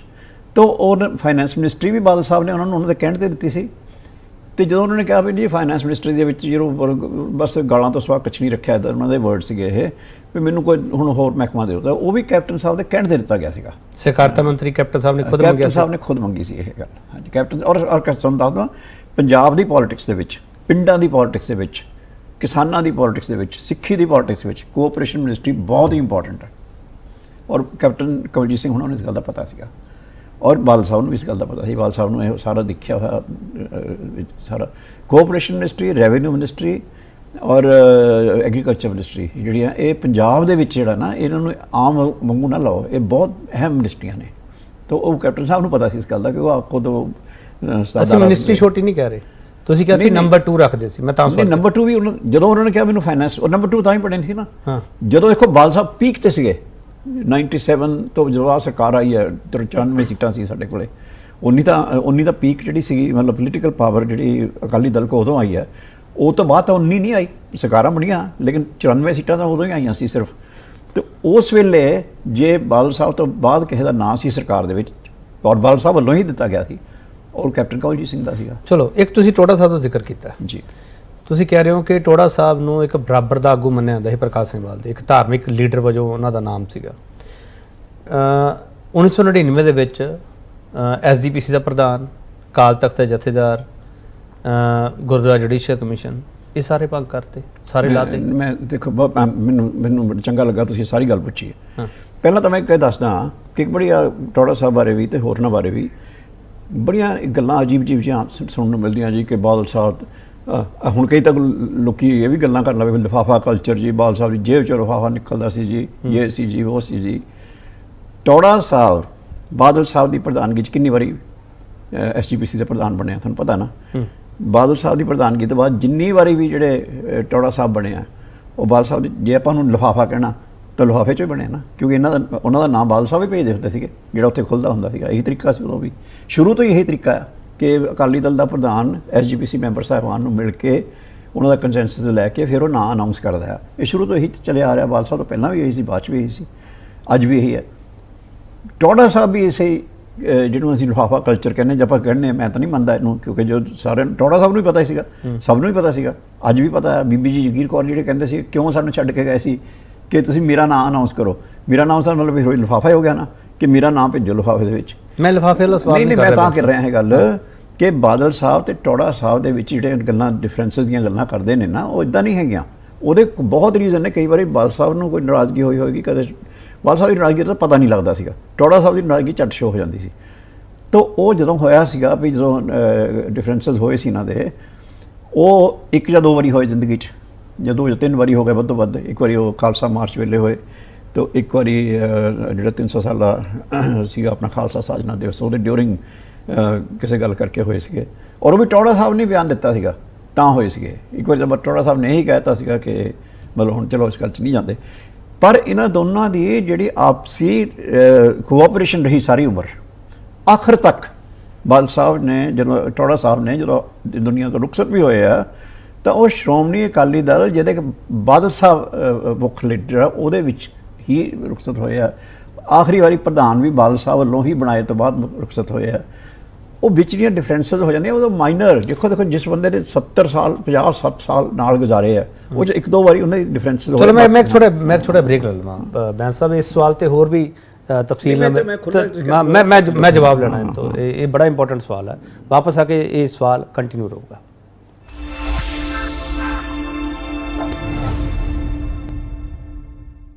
ਮੁੜ ਤੋਂ ਤੁਹਾਡਾ ਸਵਾਗਤ ਕਰਦੇ ਹਾਂ ਬੈਂਸ ਸਾਹਿਬ। ਮੈਂ ਉਸੇ ਸਵਾਲ ਨੂੰ ਅੱਗੇ ਵਧਾ ਰਿਹਾ, ਜਥੇਦਾਰ ਸਾਹਿਬ ਨੂੰ ਲਾ ਦੇਣਾ, SGPC ਦੇ ਪ੍ਰਧਾਨ ਨੂੰ, ਸਿੱਖ ਗੁਰਦੁਆਰਾ ਜੁਡੀਸ਼ੀਅਲ ਕਮਿਸ਼ਨ, ਉਹਨੂੰ ਭੰਗ ਕਰ ਦੇਣਾ।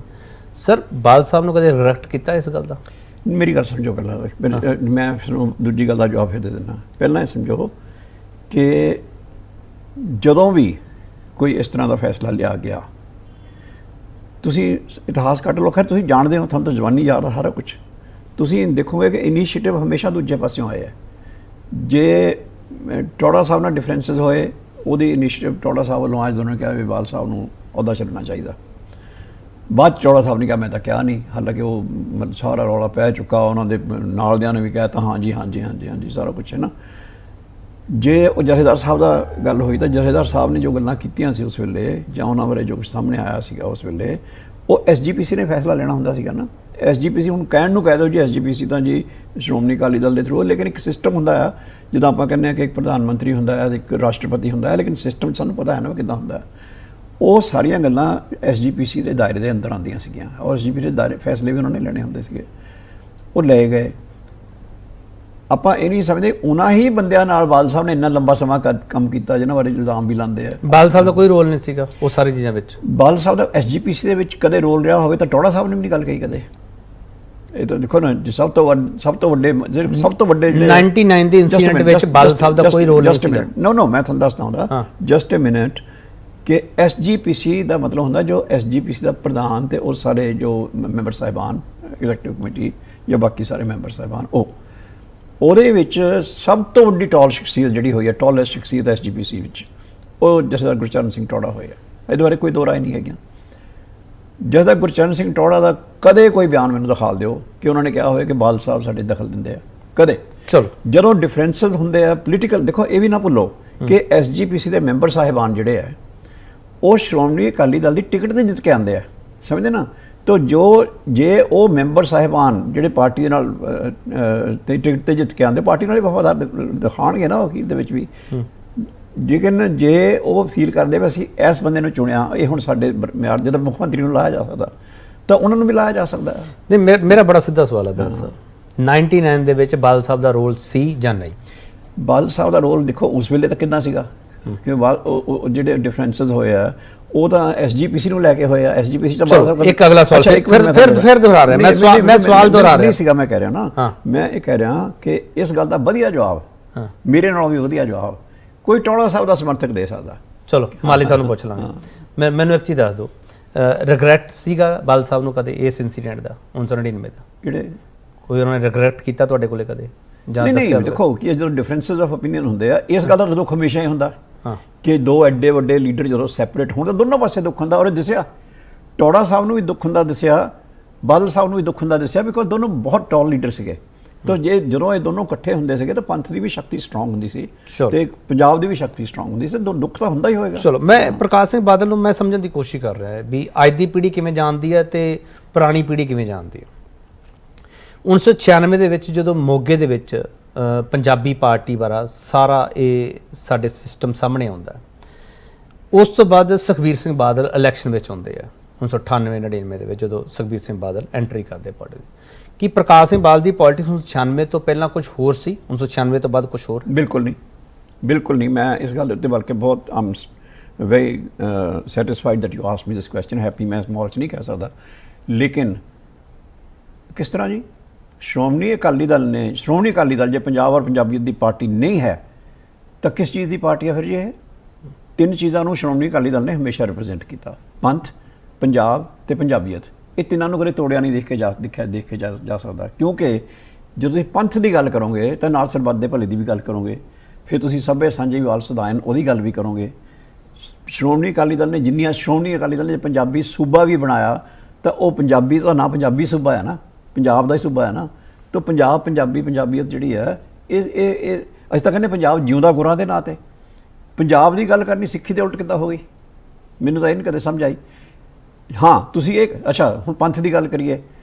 ਪੰਥ ਦੇ ਲਈ ਜੇ ਤੁਸੀਂ ਸਾਰਾ ਰਿਕਾਰਡ ਦੇਖ ਲਓ ਚੱਕ ਕੇ, ਮੈਂ ਕਹਿੰਦਾ ਪੂਰਾ ਤੁਸੀਂ ਪਿਛਲੇ 200-300 ਸਾਲ ਦਾ ਚੱਕ ਕੇ ਦੇਖ ਲਓ, ਪੰਥ ਦੇ ਲਈ ਜਿੰਨੀਆਂ ਚੀਜ਼ਾਂ ਹੁਣ ਤੁਹਾਨੂੰ ਦੁਨੀਆ ਭਰ 'ਚ ਹਮੇਸ਼ਾ ਨਜ਼ਰ ਆਉਣਗੀਆਂ, ਉਹ ਸਰਦਾਰ ਪ੍ਰਕਾਸ਼ ਸਿੰਘ ਇੱਕ ਮਤਲਬ ਮਹਾਰਾਜਾ ਰਣਜੀਤ ਸਿੰਘ ਤੋਂ ਬਾਅਦ ਦੇ ਟਾਈਮ ਦੀ ਗੱਲ ਕਰ ਰਿਹਾ ਮੈਂ, ਉਹ ਸਿਰਫ ਤੇ ਸਿਰਫ ਸਰਦਾਰ ਪ੍ਰਕਾਸ਼ ਸਿੰਘ ਬਾਦਲ ਦੇ ਟੈਨਿਓਰ ਦੀਆਂ ਨਜ਼ਰ ਆਉਣਗੀਆਂ। ਚਾਹੇ ਉਹ 300 ਸਾਲਾ ਸਾਜਨਾ ਦਿਵਸ ਤੇ ਤਿੰਨਾਂ ਫੌਜਾਂ ਦੇ ਮੁਖੀਆਂ ਨੂੰ ਲਿਆ ਕੇ ਨਤਮਸਤਕ ਕਰਾਉਣਾ, ਇਹ ਬਹੁਤ ਇੰਪੋਰਟੈਂਟ ਗੱਲ ਸੀਗੀ, ਕਿਉਂਕਿ ਇਹ ਤਿੰਨਾਂ ਫੌਜਾਂ ਦੇ ਮੁਖੀ ਕਿਤੇ ਪੋਲੀਟੀਕਲ ਫੰਕਸ਼ਨ 'ਚ ਕਿਸੇ ਧਾਰਮਿਕ ਫੰਕਸ਼ਨ ਜਾਂਦੇ ਹੀ ਨਹੀਂ, ਸਪੈਸ਼ਲੀ ਲਿਆਂਦੇ ਗਏ ਸੀ ਬਿਕੋਜ਼ ਇੱਕ ਮੈਸੇਜ ਦੇਣਾ ਸੀਗਾ ਪੰਥ ਨੂੰ ਕਿ ਜਿਸ ਫੌਜ ਜਿਹੜੀਆਂ ਫੌਜਾਂ ਕਦੇ ਚੜ੍ਹਾਈ ਕਰਕੇ ਆਈਆਂ ਸੀਗੀਆਂ ਕਾਂਗਰਸ ਦੇ ਟਾਈਮ ਦੇ ਵਿੱਚ, ਉਹੀ ਫੌਜਾਂ ਅੱਜ ਨਤਮਸਤਕ ਹੋਣ ਆ ਰਹੀਆਂ ਨੇ।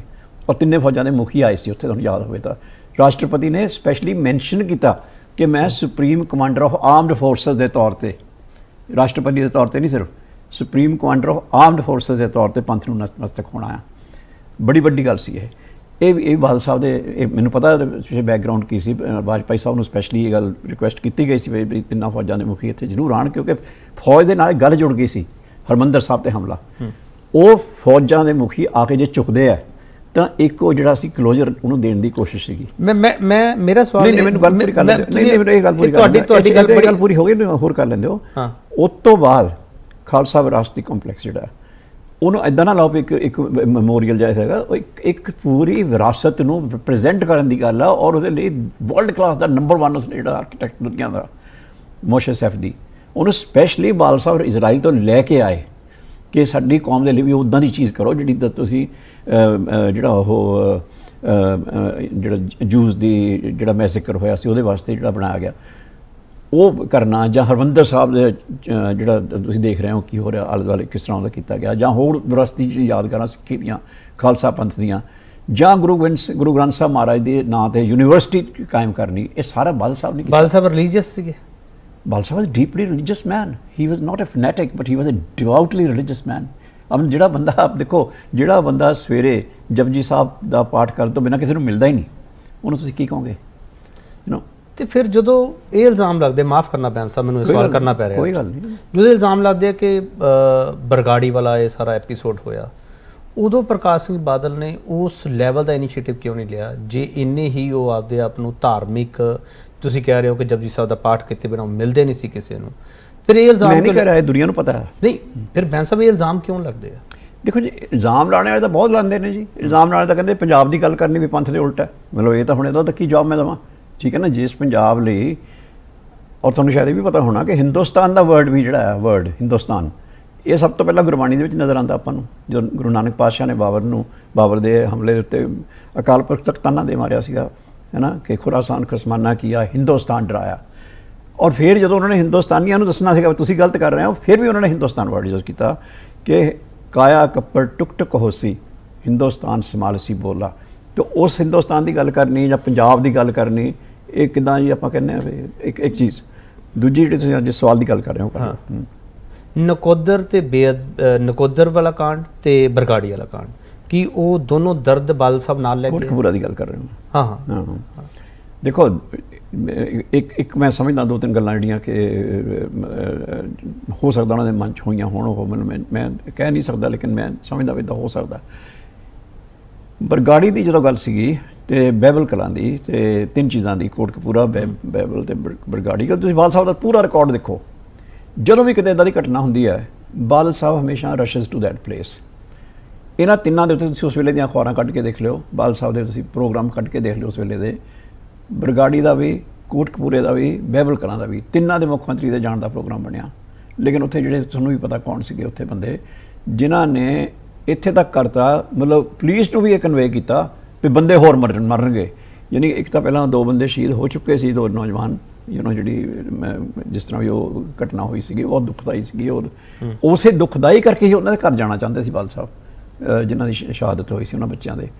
ਲੇਕਿਨ ਉਹ ਬੰਦੇ ਉੱਥੇ ਜਿਹੜੇ ਬੈਠੀਆਂ ਸੀਗੀਆਂ ਧਿਰਾਂ ਜਿਹੜੀਆਂ ਅੱਜ ਨਜ਼ਰ ਨਹੀਂ ਆ ਰਹੀਆਂ, ਕੋਈ ਹਰਿਆਣੇ ਦਾ ਮੁਖੀ ਬਣ ਗਿਆ, ਕੋਈ ਪਤਾ ਨਹੀਂ ਕਿੱਥੇ ਕਿੱਥੇ ਗਏ ਆ, ਉਹਨਾਂ ਨੂੰ ਪਤਾ ਸੀ ਜੇ ਬਾਦਲ ਸਾਹਿਬ ਆਉਣਗੇ ਤਾਂ ਸ਼ਾਂਤ ਹੋਏਗਾ, ਮਨ ਸ਼ਾਂਤ ਹੋਣਗੇ ਲੋਕਾਂ ਦੇ, ਔਰ ਪਰਿਵਾਰ ਨੂੰ ਢਾਰਸ ਮਿਲੇਗੀ। ਲੇਕਿਨ ਇਹਦੇ ਨਾਲ ਫਿਰ ਉਹਨਾਂ ਦਾ ਜਿਹੜਾ ਪੋਲੀਟੀਕਲ ਏਜੰਡਾ ਸੀ ਉਹ ਖਤਮ ਹੋ ਰਿਹਾ ਸੀਗਾ। ਨਹੀਂ, ਇਹ ਬੜਾ ਔਖਾ ਜਿਹਾ ਸਵਾਲ ਹੈ। ਇੱਕ ਚੀਫ ਮਿਨਿਸਟਰ ਨਹੀਂ ਉੱਥੇ ਜਾ ਸਕਿਆ।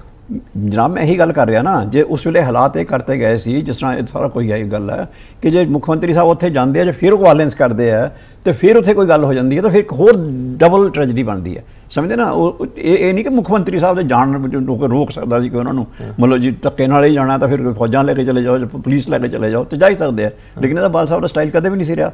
ਬਾਦਲ ਸਾਹਿਬ ਲੋਕਾਂ ਦੇ ਮਨਾਂ ਨਾਲ ਹੀ ਗੱਲ ਕਰਦੇ ਸੀ ਹਮੇਸ਼ਾ।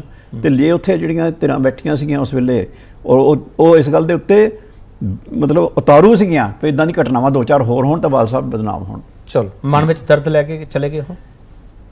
ਮੈਂ ਦੇਖੋ, ਮੈਂ ਇੱਦਾਂ ਸਿੱਧਾ ਤਾਂ ਉਹਨਾਂ ਨਾਲ ਕਦੇ ਗੱਲ ਨਹੀਂ ਕੀਤੀ ਹੈ, ਲੇਕਿਨ ਮੈਂ ਸਮਝਦਾ ਵੀ ਬਾਦਲ ਸਾਹਿਬ ਦਾ ਜੋ ਸੁਭਾਅ ਸੀਗਾ ਉਹਦੇ ਵਿੱਚ ਤਾਂ ਇਹੀ ਸੀ ਹਮੇਸ਼ਾ ਕਿ ਲੋਕਾਂ ਦੇ ਵਿੱਚ ਹੀ ਰਹੇ ਆ ਉਹ, ਲੋਕਾਂ ਦੇ ਵਿੱਚ ਬਾਅਦ ਦੇ ਵਿੱਚ ਵੀ, ਪਹਿਲਾਂ ਵੀ ਉਹ ਲੋਕਾਂ ਜਿੱਥੇ ਵੀ ਦੇਖੋ ਮੋਗੇ ਦੀ ਘਟਨਾ ਤੁਹਾਨੂੰ ਦੱਸਦਾ, ਮੋਗੇ ਦੇ ਇੱਕ ਲੜਕੀ ਦਾ ਉੱਥੇ ਉਹ ਬੱਸ ਦੇ ਨਾਲ ਐਕਸੀਡੈਂਟ ਦੇ ਵਿੱਚ ਡੈਥ ਹੋ ਗਈ ਸੀਗੀ ਤੇ ਉੱਥੇ ਬੜੇ ਵੱਡੇ ਪ੍ਰੋਟੈਸਟ ਹੋ ਰਹੇ ਸੀਗੇ, ਠੀਕ ਹੈ ਨਾ, ਬਹੁਤ ਪੁਲਿਸ ਵਾਲੇ ਉਸ ਲਈ ਕਹਿ ਰਹੇ ਸੀ ਬਾਲ ਸਾਹਿਬ ਜਾਇਓ ਨਾ ਹੋ ਜਾਏਗਾ ਉਹ ਹੋ ਜਾਏਗਾ, ਤੇ ਬਾਲ ਸਾਹਿਬ ਨੇ ਮੈਨੂੰ ਕਿਹਾ ਕਿ ਆਪਾਂ ਕਾਕਾ ਉੱਥੇ ਜਾਣਾ, ਤੋ ਉਹਦਾ ਮਤਲਬ ਇੰਨੀ ਗੱਲੇ ਉਹਨਾਂ ਨੇ ਕਹਿਣੀ ਹੁੰਦੀ, ਬਾਕੀ ਫਿਰ ਮੈਂ ਹੀ ਕਰਨੀ ਸੀਗੀ, ਤੇ ਬਾਕੀ ਮੈਂ ਚੀਫ ਸੈਕਟਰੀ ਸਾਹਿਬ ਨਾਲ ਤੇ ਉਸ ਵੇਲੇ ਜੋ DGP ਸੀ ਜਾਂ ਪੁਲਿਸ ਉੱਥੇ DIG ਉਸ ਰੇਂਜ ਦਾ ਉਹਨਾਂ ਗੱਲ ਕੀਤੀ, ਉਹ ਵਿੱਚ ਮੈਂ ਜੀ ਤੁਸੀਂ ਇੱਦਾਂ ਕਰੋ ਪਰਿਵਾਰ ਨਾਲ ਗੱਲ ਕਰੋ, ਬਾਲ ਸਾਹਿਬ ਆਉਣਾ ਚਾਹੁੰਦੇ ਆ, ਪਰਿਵਾਰ ਨਾਲ ਉਹਨੇ ਗੱਲ ਕੀਤੀ, ਉਹਨਾਂ ਨੂੰ ਪਰਸੂਏਟ ਕੀਤਾ ਕਿ ਬਾਲ ਸਾਹਿਬ ਮੁੱਖ ਮੰਤਰੀ ਦੇ ਤੌਰ 'ਤੇ ਨਹੀਂ ਆਉਣਾ ਚਾਹੁੰਦੇ, ਤੁਹਾਡੇ ਪਰਿਵਾਰ ਦੇ ਮੁਖੀ ਦੇ ਤੌਰ 'ਤੇ ਆਉਣਾ ਚਾਹੁੰਦੇ ਆ, ਤੇ ਇਹ ਉੱਥੇ ਗਏ, ਪਰਿਵਾਰ ਨਾਲ ਜੱਫੀਆਂ ਪਾਈਆਂ, ਪਰਿਵਾਰ ਨਾਲ ਸਾਰਾ ਦੁੱਖ ਦਰਦ ਸਾਂਝਾ ਕੀਤਾ, ਬੱਚਿਆਂ ਵਾਂਗੂ ਗਲਾ ਨਾ ਲਾਇਆ, ਉਹਨਾਂ ਦੀ ਜੋ ਦੁੱਖਾਂ ਤਕਲੀਫਾਂ ਜਿਹੜੀ ਟ੍ਰੈਜਡੀ ਹੋਈ ਸੀ ਉਹਦਾ ਐਕਸਟ੍ਰੀਮ ਦੁੱਖ ਪਰ ਇਹ ਉਹਨਾਂ ਦਾ ਸਟਾਈਲ ਰਿਹਾ। ਚਲੋ ਇੱਕ ਹੋਰ ਛੋਟਾ ਜਿਹਾ ਬ੍ਰੇਕ ਲਵਾਂਗੇ, ਫਿਰ ਤੋਂ ਵਾਪਸ ਆਵਾਂਗੇ। ਬੈਂਸ ਸਾਹਿਬ ਨਾਲ ਗੱਲਾਂ ਦੀ ਲੜੀ ਟੁੱਟ ਨਹੀਂ ਸਕਦੀ ਕਿ ਬਹੁਤ ਔਖਾ ਹੁੰਦਾ ਬੈਂਸ ਸਾਹਿਬ ਨੂੰ ਰੋਕਣਾ, ਕਿਉਂਕਿ ਬੈਂਸ ਸਾਹਿਬ ਕੋਲੇ ਬਹੁਤ ਜ਼ਿਆਦਾ ਭੰਡਾਰ ਹੈ, ਇਹਨਾਂ ਕੋਲੇ ਜਾਣਕਾਰੀ ਬਹੁਤ ਹੈਗੀ ਹੈ, ਪਰ ਉਸ ਜਾਣਕਾਰੀ ਦੇ ਵਿਚਾਲੇ ਤੁਹਾਨੂੰ ਕੀ ਕੁਛ ਚਾਹੀਦਾ ਹੈਗਾ, ਕਿਹੜੇ ਜਵਾਬ ਚਾਹੀਦੇ, ਉਹ ਲੈਣ ਦੀ ਕੋਸ਼ਿਸ਼ ਕਰ ਰਿਹਾ। ਵਾਪਸ ਆ ਰਿਹਾ।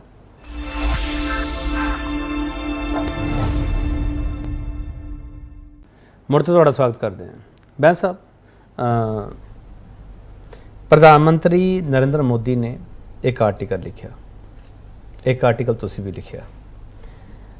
ਮਿਸਟਰ ਮੋਦੀ ਨੇ ਇਸ ਤੋਂ ਪਹਿਲਾਂ ਇੱਕ ਆਪਣੀ ਮਾਤਾ ਬਾਰੇ ਬਲੌਗ ਲਿਖਿਆ ਸੀਗਾ, ਤੇ ਉਸ ਤੋਂ ਇਲਾਵਾ ਇੱਕ ਮਹਾਤਮਾ ਗਾਂਧੀ ਬਾਰੇ ਉਹਨਾਂ ਨੇ ਲਿਖਿਆ ਸੀਗਾ।